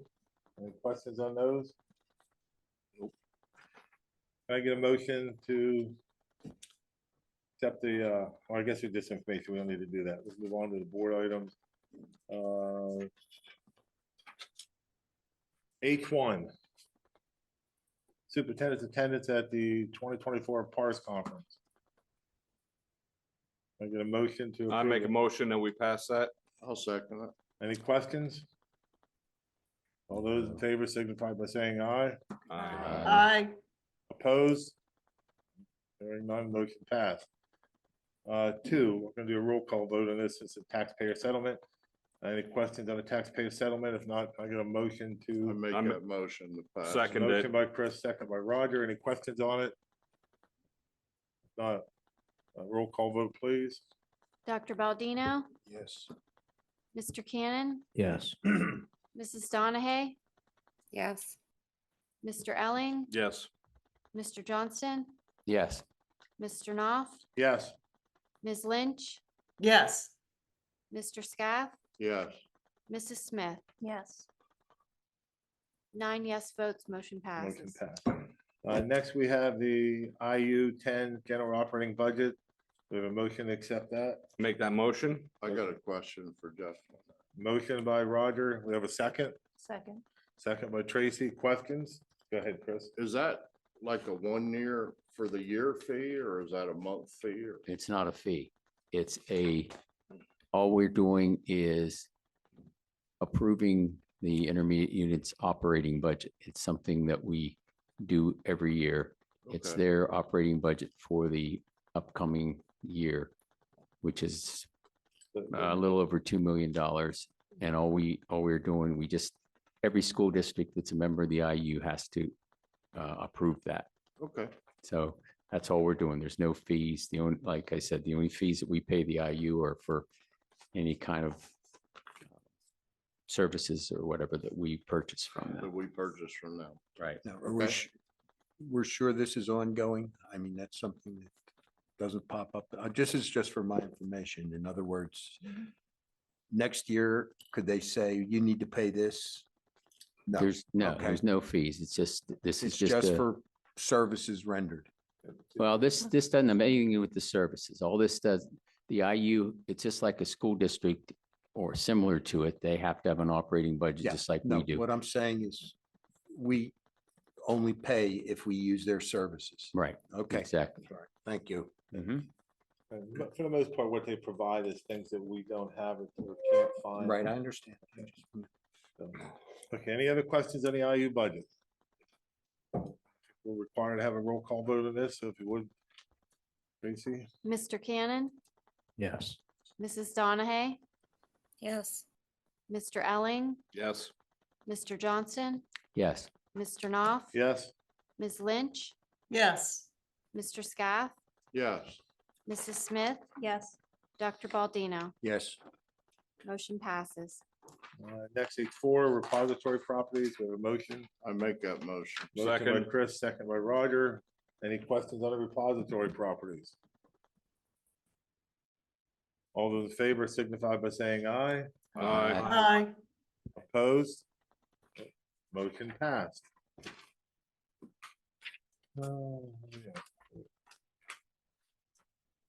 Like to make, H5, like to make a motion on the change order procedure. I'll We have a second that. motion by Roger, second by Jeff. Any questions on the change order procedure? Yes, even though Dr. Redmond explained his side of it, I have problems with it. We're giving somebody the ability to spend upwards of $14,999 a day unquestioned. And it's been explained that change order procedures and all that are needed for every contract. Why weren't they installed when you guys did the first contract for all that? Because a change order, you can bid a job real low and then you can tax it to death with change orders, which can drive the cost through the roof. And regardless of who's staying in budget or what we're doing, the 9 of us are responsible at the end of the year for staying in budget. We're talking about a tax increase because we didn't stay in budget last year. So I got a little bit of a problem just writing blank checks out for X amount of dollars. Section 508 or not, I don't care. I'm saying, let's look at the real deal. If Dr. Redmond needs a little bit of leniency, I totally understand that. But that could drive prices through the roof on this. And there's nothing in the contract that was given to us that says who's going to be responsible for it. So ultimately, we are. That's the bottom line of the whole budget. Mr. President, I'm calling for the question, please. Okay, you need a vote on that. You need 2/3 of a majority calling for the to question. limit debate. Mrs. Donahue, I think Elizabeth has a question. Now, we Should called- she ask called- that called the before we move question. forward? By calling the questions under Robert's rule, the questions will stop. We have to vote on whether we would like to do that tonight. So the question is, would you like to vote on calling the You want question? to stop debate. Stop debate. I mean, I think everybody's question should be answered before we vote on it, so Yes guess- or no, please? I guess no. Mr. Elling, Yes. Mr. Johnston, Yes. Mr. Knopf, Yes. Ms. Lynch, No. Mr. Scaff, No. Mrs. Smith, Yes. Dr. Baldino, No. Mr. Cannon, No. 5 no votes. So the motion failed, so debate continues. Okay. Next question. Who has a question? Dr. Baldwin? Thank you. Okay. I'm not sure I understand how things work with this whole thing, but if it's budgeted, why do we need this thing from, the change order? Okay, if the money's there, what difference does it make if they, if it's been budgeted to pay for it? But the way I read this letter from Mr. Pasella is that it's giving people, him, somebody else, the power to add expenditures. And I don't understand how, I mean, I don't understand how we're not, we don't know what we're gonna spend ahead of time with, obviously you have to budget in a little bit of a cushion, but not $15,000 at a shot. Rob, would you like to answer that, please?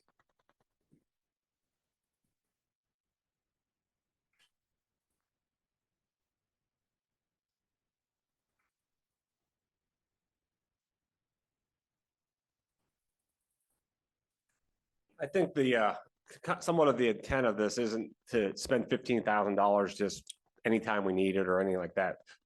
We have a contract that's been, we bid a project with a set of documents. Everything that's in the documents, they're responsible to do.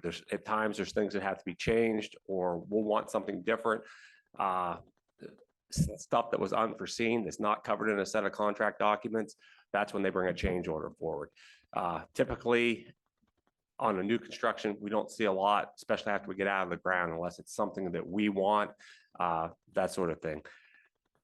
To say that we're going to be able to go out and spend $15,000 every day, that's not the intent of this. The intent of this is if the contractor comes to me and says, hey, the tank was in the way of the edge of the one corner of the building, so we couldn't continue to put footers in unless we removed the tank.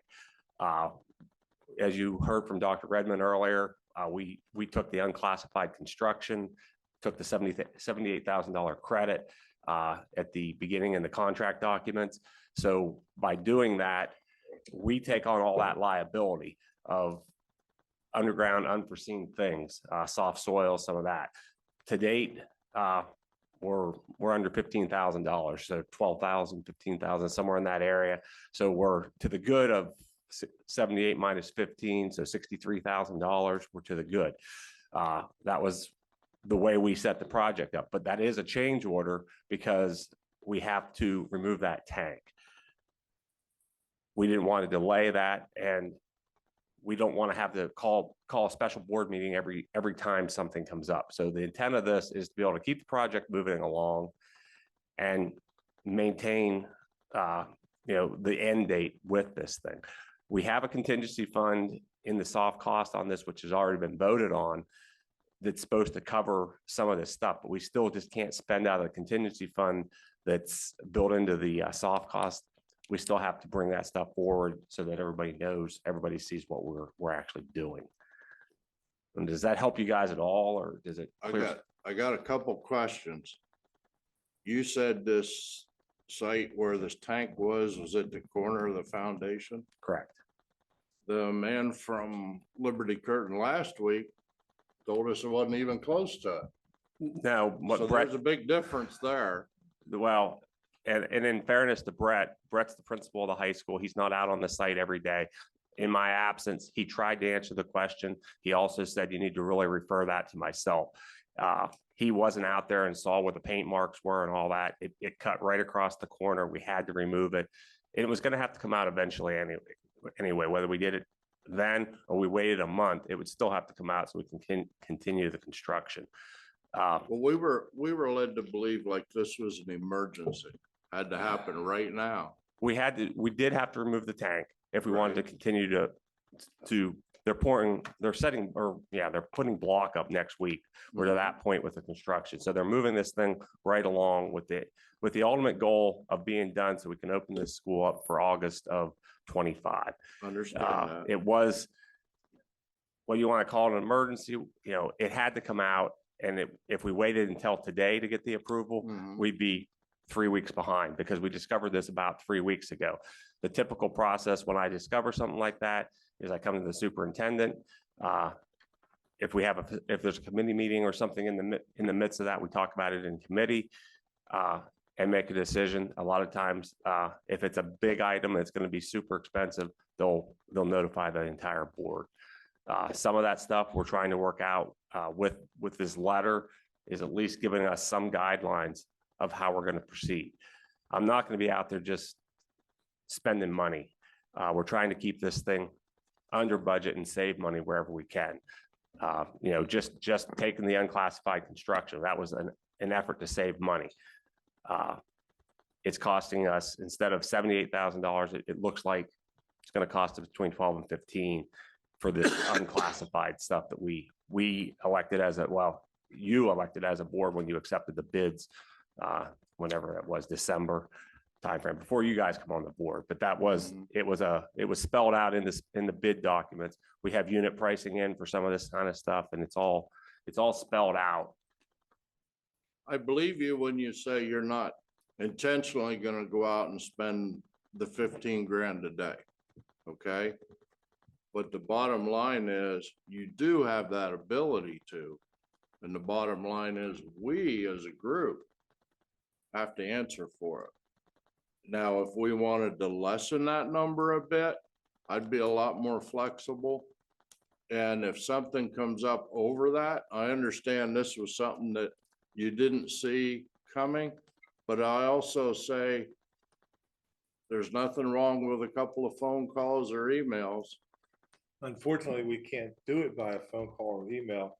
If something comes up, we'd have to advertise a meeting, 24-hour notice, post a meeting, and then have the meeting. If not, we'd be Okay, well, violating the sunshine law. Yeah, Who's and we gonna- already have enough problems with that. Who's gonna be So- responsible for $15,000 of unchecked money a day?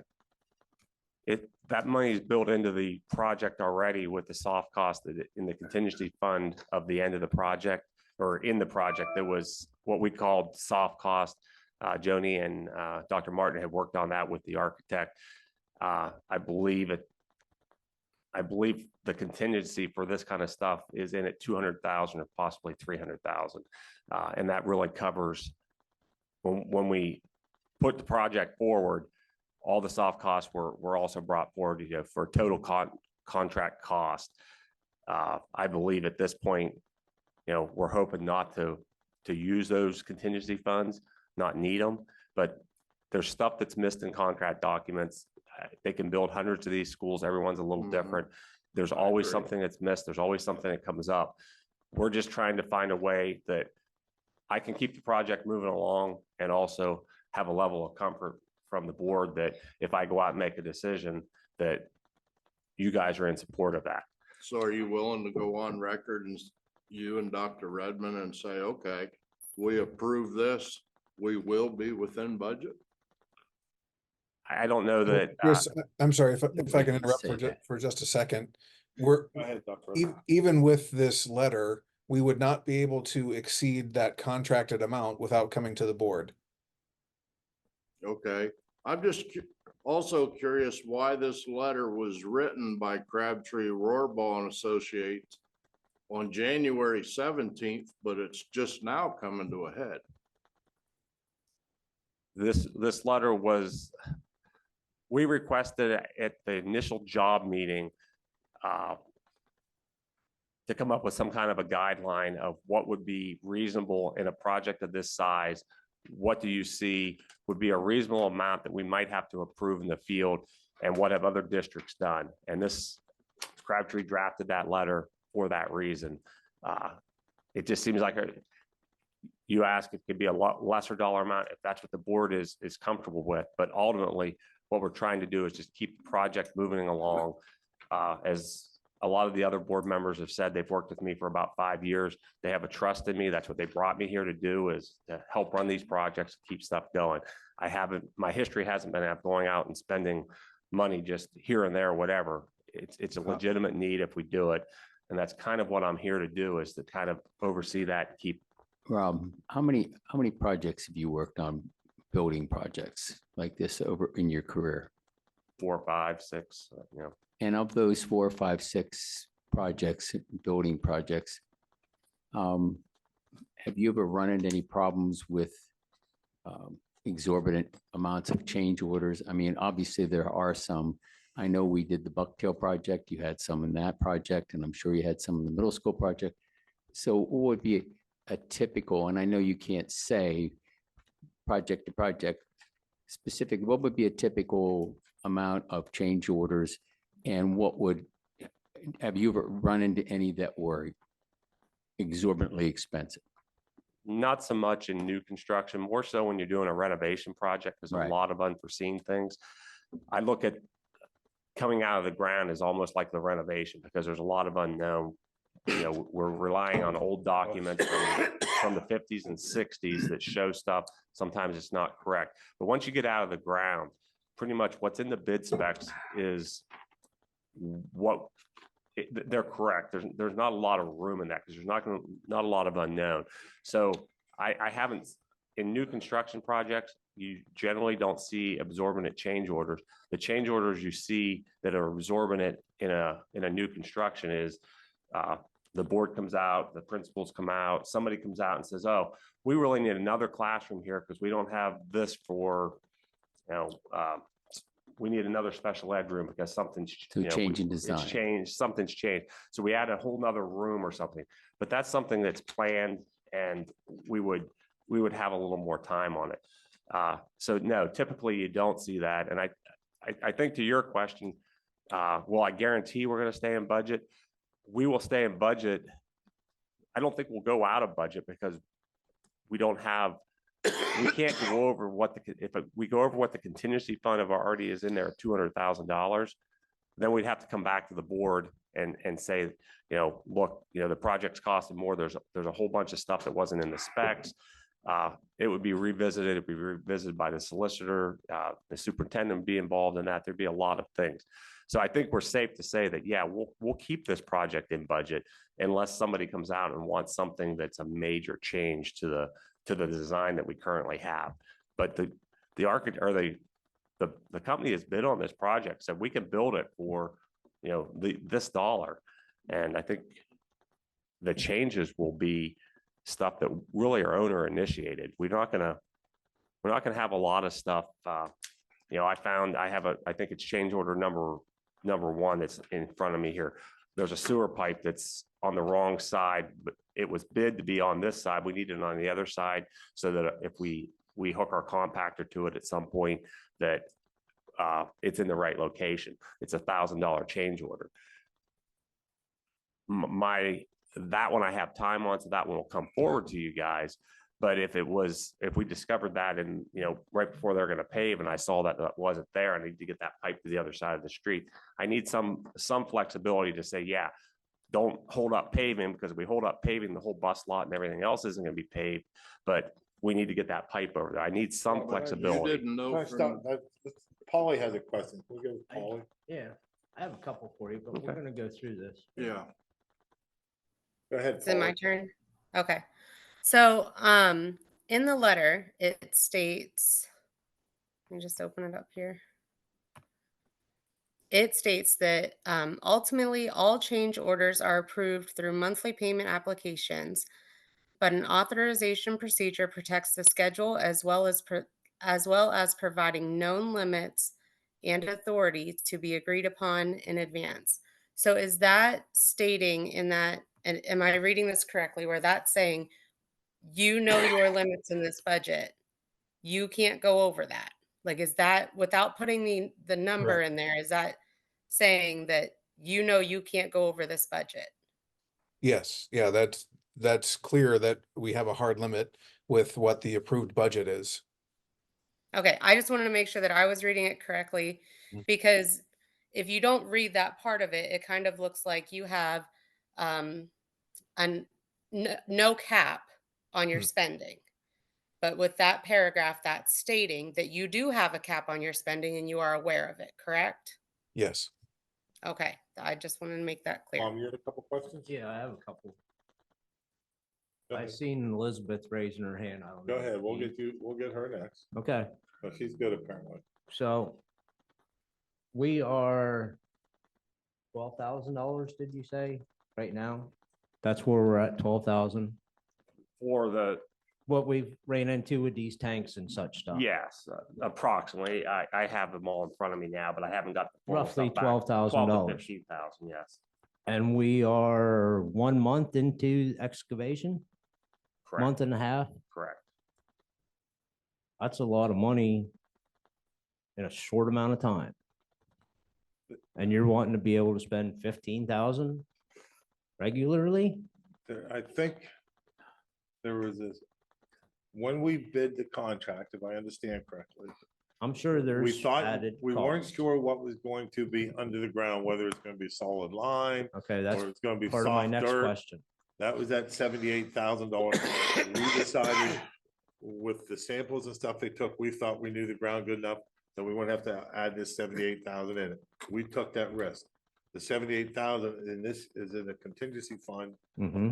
And because we didn't know this tank was there, this 12,000 is coming out of that 78,000. Am I explaining that correctly? Yeah, essentially correct. Okay, that's And part of that- my next question. That was classified versus unclassified, and I think it was G1 was the alternate deduct in the original And contract. these tanks, where were they found? They were, one was under the playground and the other was inside the old sewer treatment plant. Okay, so common sense tells me that inside of a sewer treatment plant is a sewer tank. Doesn't that sound logic? Everything that I've done in construction, if there's a sewer building, there's a sewer tank or a sewer line. Yeah, how did we not know about this beforehand? Because we didn't discover it. It was buried under, Under the that building buil- that we knew what the building was there. It The was function underneath. was The there. building was full of old tables, desks, chairs. Right. When they went in and looked at the building, they didn't see it. And the big piece of that was they pulled it out, that tank. What we're really paying is to remediate the soil that we had the contamination in. We're not paying, we're paying for that piece of it, not the tank itself on that one. That's just, they would have pulled the tank out anyway, and then they had to backfill it. But when the tank had oil in it, then they had to actually over excavate to get rid of the oil. But shouldn't we have known that that was there, knowing what the building was, the function of the building? I don't know that that's When fair, you, that I when don't you know. tear a gas station down, you know there's There gas should have tanks been a underneath deed the or ground. something that recorded the septic there. We provided to the architects and to the engineers all the old documents we had. It wasn't, Okay. it didn't show up. We didn't know it was there. You What did said we- a minute ago about having to move a sewer line. Yeah, that's Did you- part of did my you next know that- question. Did you know that was there? That's something that's in the new building. And where I see it in the specs, it doesn't fit where the dumpster actually goes. So it has to be extended from one side of the street to the other. Okay, because that, what I was wondering, if you have to move it, wouldn't have, I'm sure you did a PA1 check Yeah. for digging and all that. They'd know where that. No, this pipe is in the new, was. this is in the new building when the new building is done. Okay. The sewer lines that had been moved, that stuff has all been excavated and done. The temporary sewer line was hooked. That's all taken care of. Okay.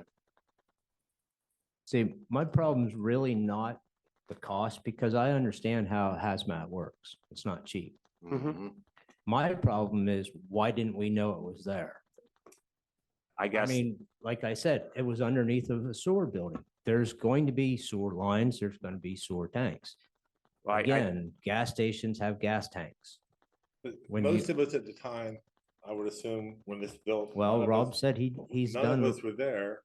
We don't know what was taken out of the ground, what was left in the ground. This was in the 60s. I know, I don't mean, remember. You just said that you've done numerous projects. Yeah, I can tell you that I don't know 100% everything in this district. There's, No, but I'm going off of what the building was, the purpose of the building, and the building remained, which means anything that was attached to the building remained. I mean, that's common construction. no, it's not so You're common not because going it to could, remove the tank it if could, it's underneath of a building and leave the building. You're not going to take the building off, take the tank out, put the building back. we didn't have good data on what was in the building from 1960. We have, all it showed up on our plans was there was a building, sewer building. Didn't show anything additional. When they went out, surveyed everything, when they probed the ground, they didn't find the sand filter. It was on, 3 foot underneath the playground where they had built it up. So I'm not gonna catch everything. I'm human also. I'm not gonna find every problem that's out there. Didn't we don't we have a company that does our testing and such stuff? Didn't we agree to For- hire that? For the survey of the property? No, for the Site survey. site survey, Yes, we did. and they didn't find it. They didn't find it. They didn't see it. They didn't know it was Should they there. not be held responsible to pay that bill? If you dig up a line that's not marked by a utility company, the That's right. utility company is responsible. If you make the one call and then you dig a phone line up, the phone company's responsible, not the contractor. Right. Well, the company worked for us. Yeah.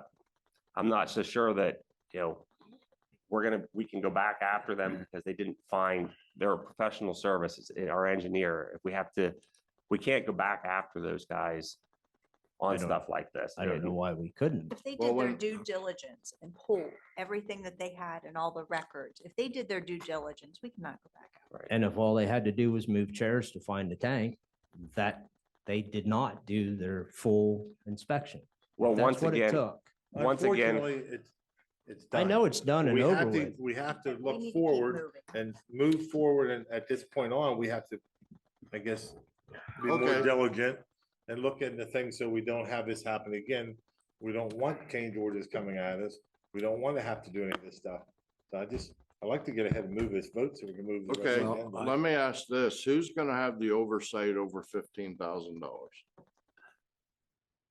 Who's gonna have the oversight on it? And if something gets spent out of that, are we gonna get notified at least, so we know? Superintendent has that oversight, Hold on. if I'm not mistaken. It doesn't say that in this thing here, it says he only has oversight and review over 30,000. I can tell you from past things, when we did Bucktail, for any change order, any changes, Rob came to the facilities committee and informed It could be, everybody of it every could be change sent order. forward. When a change order happens and it has to be done, if this happens, I would assume by past practice, and I know it's not good to assume, but a notification should be sent out to a group of us, letting us know that this has happened. This is why it happened, and this is what we're going to do to prevent it from happening again. Well, I'd like to see this, the Dr. Redmond will oversee that 15,000. I have one more question with all of this.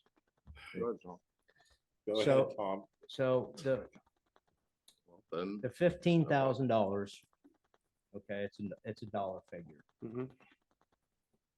We know that the ground has been excavated. It's almost ready for block. Mhm. So we're give it 80% sure that everything underneath ground is not going to be a surprise anymore. Correct? Correct, 80%. correct. You still could find something. We're hoping not.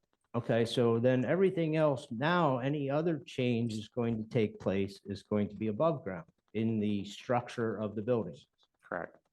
which if there's a change in structure is also going to accumulate a engineering cost because you're going to have to re-engineer that building. You're going to have to change blueprints on the building. You're going to have to change some type of structural change on that building.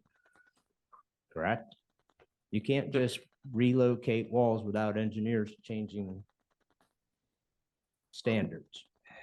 That would be correct, but it wouldn't And be. how much do you think an engineering change is going to cost? Is it going to cost more than $15,000 plus the change of the I building? think if we get into doing engineering changes and adding room, changing room, I know, it's gonna change the scope of the project. Right. Gonna change the total cost of the project, so it's gonna have to collectively come to us, or we're gonna have to prove it. well, that's what I'm getting at, that any changes from the foundation up is now going to include engineering changes. Possibly. You It could be can't- something simple as, on this wall, they have 3 receptacles, and now they want 4 receptacles. That's simple. That's That's $2. But that's So- a change order. But that's a change. order. So it could be something simple. It might not be something that really entails engineering things. It could be something simple as when we laid out that wall, it was 1 color tan paint. And they're thinking it might be better to have a darker brown on the bottom, something as simple as that. That's a change order. Sometimes change orders that work for us were when they discover something, we can go in and change it and actually have money sent back to us because we've changed things. So it works both ways. The only thing that would change, as Rob has pointed out, that would cost anything in the way of engineering costs is if we make a design change in that building. Right now, the architects have that set up and they have it designed. And unless we say, like Rob mentioned earlier, that we need to put in another additional classroom, or if we want to add a stage or something, that would require a change, and it would be a major change, and we'd have to go back to the architects and so on. I don't see that happening. And if it is something that is of, something of a major importance and not a couple new receptacles in the wall or change the color of the paint, if it's something important, that would come back here to us. Rob needs the flexibility to make those day-to-day changes that come up that are relatively inexpensive. I don't see, and even if it's just like the one that we just had there, it was $12,000, and that sounds like a lot of money, and it is. But I don't really think when you're doing new construction, you know pretty much what you're going to be doing. You have the design, you have everything set up, you have it ready to go. It's like building a house. When you have, sure, you're going to run into change orders when you build a house, but that's because, like my wife will say, oh, I think I need a little bigger closet here, or I think I need a bigger laundry room. Those are the kind of change orders you run into when you're building a house. And then, of course, that's going to probably cost you more money because you're making a change and it's going to be more expensive. But what we're trying to give Rob and Dr. Redmond the flexibility to do here is to make those minor changes that come up and be able to keep moving this thing on. Because if we have to sit here and vote on every time we want to put in a receptacle or something, because it's going to cost $20, then we're going to be meeting here every single night and we're going to be taking special votes, and that's ridiculous. So I think the only thing I'm going to kind of disagree with Jeff a little bit, we will vote on every change order. Right. We might do it after the fact. You're right. If this motion's approved, what's going to happen then after the change, something happens, a change order comes in. Right. The board will be notified and then we will vote at the next meeting. You're correct. So, And what happens if we disagree with it and it's already been done? don't know. Well, that's So, why we're here. It's something we Okay. need to. Well, I'm gonna make a statement then. If you change that $15,000 to $5,000, I'll vote for it. And put somebody in it as oversight. Dr. That would Redmond, report to that's us. what Dr. Redmond's job is. That's what Tony's Okay. job is. Okay, but put it on paper. And then I'll agree to it. You change that 15,000 to 5,000, I'll agree to it. That's already It's in already their in policy, contracts in their contracts. Yeah. to take care of stuff like that. I mean. That's what we pay them. I'm the big giving the money dollar for. figure. Okay, He May can I say oversee it. something? go ahead. Good. That's Thank you. fine. He can oversee it, but I'm saying the $5,000. Bill? Otherwise, my vote's not. Well, Mr. Priscilla, thank you. You cleared up some of the confusion that I had. I appreciate that. But in your presentation, you said something that reinforced some concerns that I have. Okay. And I want to make sure that I understood you correctly, that what I heard you say is what you said. And I heard you say that these change orders essentially constitute modifications of a contract. If that's the case, then I'm very concerned that we're violating the law. The law is specific. If it's over $100, we have to do it. If it's something that can be considered within the scope of the existing contract, then we're talking about something else. And I think that's very important. So if I That's could, about all I- Go the ahead, Dr. clarification, Redmond. the clarification that we got from David Lindsay was specific about this issue around change orders. That as long as we're not exceeding the dollar amount that the board has agreed to when they enter into the contract, in this case with our contractors, then it wouldn't be changing the contract. It would be still sitting within the value of that contract. Everyone, okay. And do we have a motion? We have a second. May I? Go ahead, Elizabeth. Thank you. Quick question, and this is not an interrogation or anything like that. This is just so we're all on the same page. We all have the same information, so we all feel really good about moving forward, okay? Did the solicitor review this January 17th letter? He I did think not that's look what at that Dr. Redmond letter. said. Okay, that's unfortunate. Right now I can't vote for this, and I want to explain why. The $5,000, that's fine, you know. I think that's great, Tom, thank you. But the second line item, no authorization comes through the facilities committee. We make recommendations. I absolutely am 1000% against any committee having authority to make any decision for the entire board. If it can go to the facilities committee, it sure as heck can go to the full board. I am absolutely against authorization for any committee. So that's got to be taken out. Elizabeth, as you know, the committees do not have the right to make a decision. It says right in this letter, authorization by the facilities committee for $30,000. Right there. It's got to be taken out. We don't do that, so. But it's here, Actually, it's it in says the letter. review. so It we- says review. It says review. Review. The facilities committee would be. With review and authorization by the facilities committee. The authorization will come from Dr. Superintendent Redmond. And from Dr. Director Redmond. of Property. It's, please read the sentence. It says I up did. to $30,000 with review and authorization by facilities committee, superintendent, and director of property services. Right there, it's a trifecta. That's got to be taken out. Facilities committee out. Okay. I think, Butch, the ultimate goal of this is to prevent from having to meet, like you said, every day on this. And we're trying to establish a limit. And that's why we went to the architects, because what I asked is, what's a reasonable amount? And I think that was Dr. Redmond's, one of his first asks, what's a reasonable amount? And we asked our architect, what is a reasonable amount in a $23 million project to authorize for a change order that can be made? And that's where that number came from. Let's go ahead and move forward with a vote and see where we end up. We have a motion, we have a second.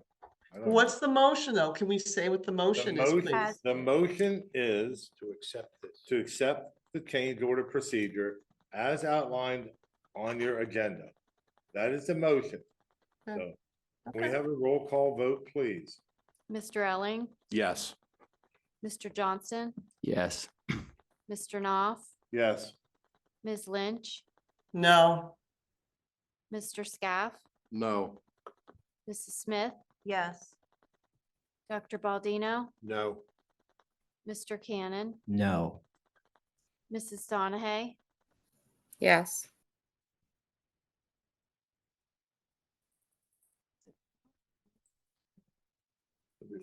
four no and 5 yes. The motion passed with 5 yeses, 4 noes. Okay, moving right along. I'd like to make a motion to, 8-6 settlement agreement. yes.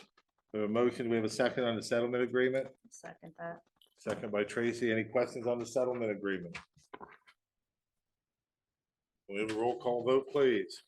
Mr. Johnson, Yes. Mr. Knopf, Yes. Ms. Lynch, Yes. Mr. Scaff, Yes. Mrs. Smith, Yes. Dr. Baldino, Yes.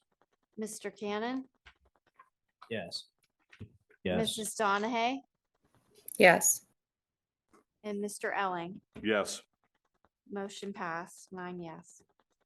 Next under policy, we have a policy 254 interstate compact. We have a motion on that. I'd like to make that motion. I'll second. Motion by Roger, second by Chris. Any questions? All those in favor signify by saying aye. Aye. Aye. Motion passed. Mr. President, I'd like to make a motion that we pass the section J, the minutes that have been read.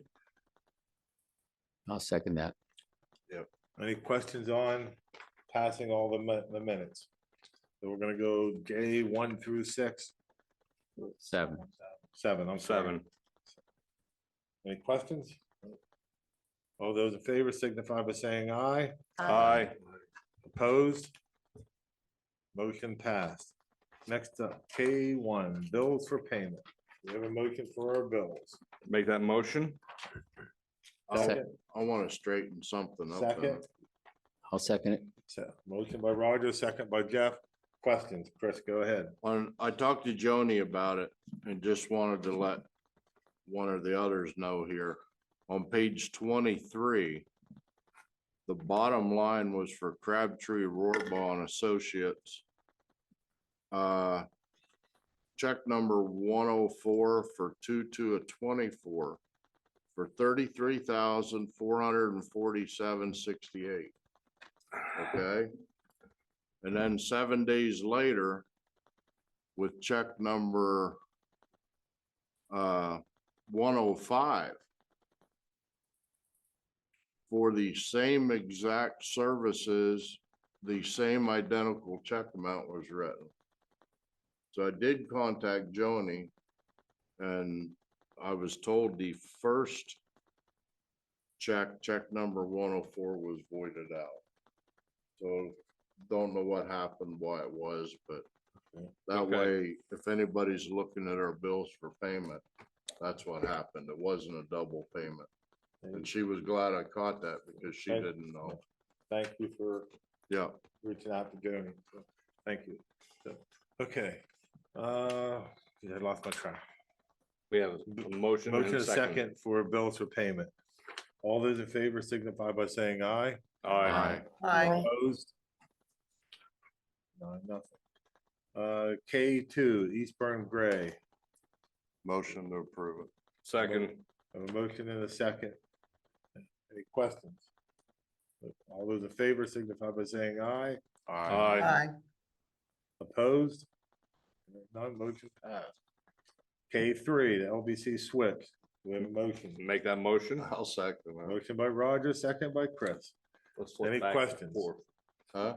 We'll Any flip back. questions? Yeah, because that's Hearing- just for a switch. Hearing none. All those in favor signify by saying aye. Aye. Aye. Opposed?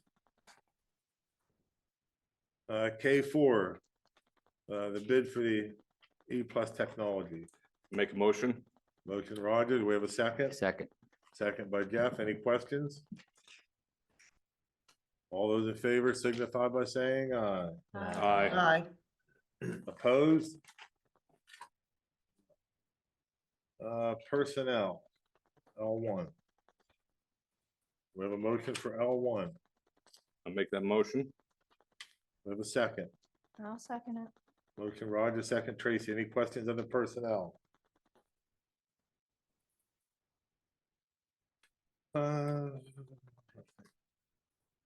We better do a roll call vote on that, please, because there's a couple contracts in there.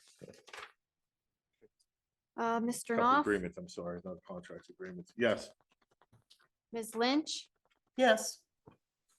Mr. Scaff, Yes. Mrs. Smith. Yes. Dr. Baldino, Yes. Mr. Cannon, Yes.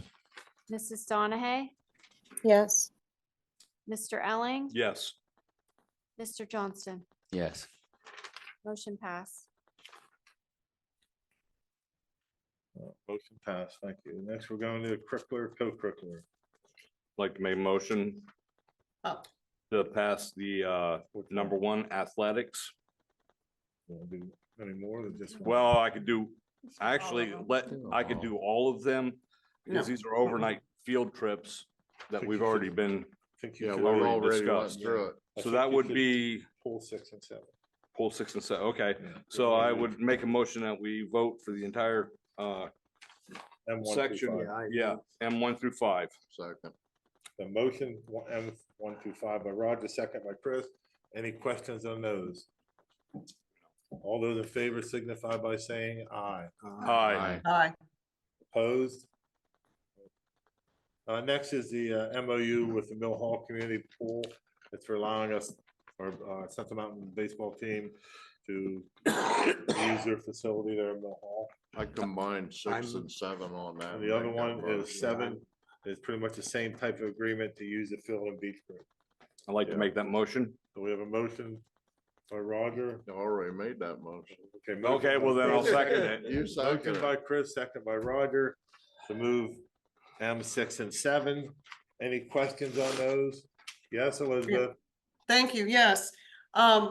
Is this the exact same contract as last year or was this changed? It should be the contract we've had in place for numerous years, yes. Okay, well, just for consistency, you know, I know it's a little detail, but in the second paragraph, it says this includes, but is not limited to, which kind of gives the school district full power over the property. So my question is, that's my first question. My first highlight. The second part is the Mill Hall one and the Beach Creek one, instead of being consistent, one has the council, Beach Creek signs it, and the other one is just the park chairman. And again, they're a committee. So I just want to make sure that Mill Hall Borough has reviewed this first before we make a motion, right? And same with Beach Creek. I mean, we want this. Okay, we all want this. Don't anyone say I don't want this. So, I mean, they have reviewed this first, right? Before we're doing it. Yes, they review it, we review it, we both review it, we both sign it. So it's an agreement between both entities, yes. Okay, I just wish that word for Mill Hall Borough didn't say park chairman, because technically they're not an elected official or anything. It might just be an oversight, or maybe it doesn't matter. But if it could just say That's a council municipality's president. decision.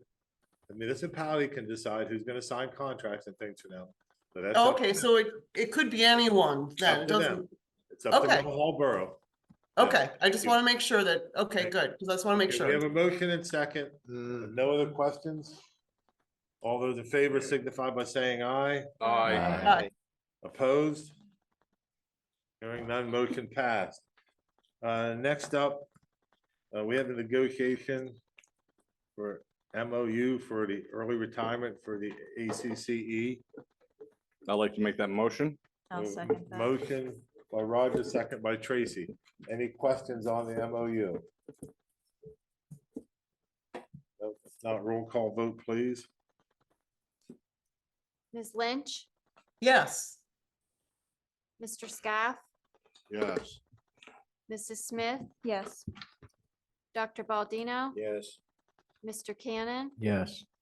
Mrs. Donahue, Yes. Mr. Elling, Yes. Mr. Johnston, Yes. and Mr. Knopf. Yes. Motion passes. Next, N2 negotiation. I believe this is the secretary's contract. Yes.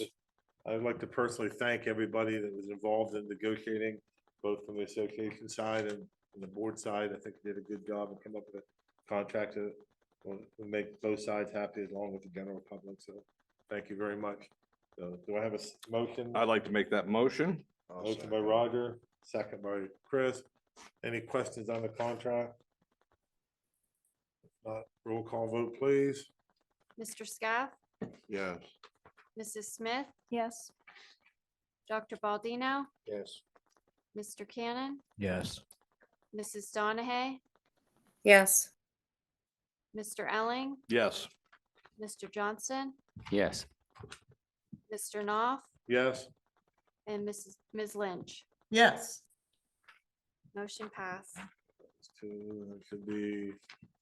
Next is the work agreement job description for the school police officer. I'll make a Social Security motion. officers. I'll make a motion on that because it is long overdue. And I'll second it. Motion by Chris, second by Tom. Any questions on it? No, it's a good start. Okay. Roll call vote, please. Mrs. Smith, Yes. Dr. Baldino, Yes. Mr. Cannon, Yes. Mrs. Donahue, Yes. Mr. Elling, Yes. Mr. Johnston, Yes. Mr. Knopf, Yes. Ms. Lynch, Yes, absolutely, yes. Mr. Scaff, Yes. motion pass. Mr. President, Go ahead. I would like to make a motion to adjourn this meeting. I will second that. Motion and second to adjourn. The only thing I'll remind the board, we're gonna have a very short executive session after this, dealing with a personnel issue. So I think we'll take about a 5-minute break. Point of order. That is not a legitimate reason for an executive session. Personnel and legal. Personnel, it absolutely is. It is not. It's not mentioned in the act at all. No.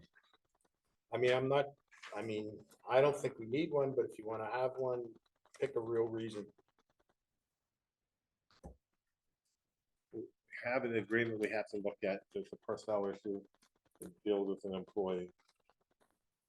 We can't discuss that in Public. public. Yeah, that can be discussed in public. Yes, Right. well, actually, another section of things has Oh. nothing, But, okay, and we never have to have an executive session. but that's where we're at. We're gonna come back in about 5 minutes for that. So, thank you. I'm gonna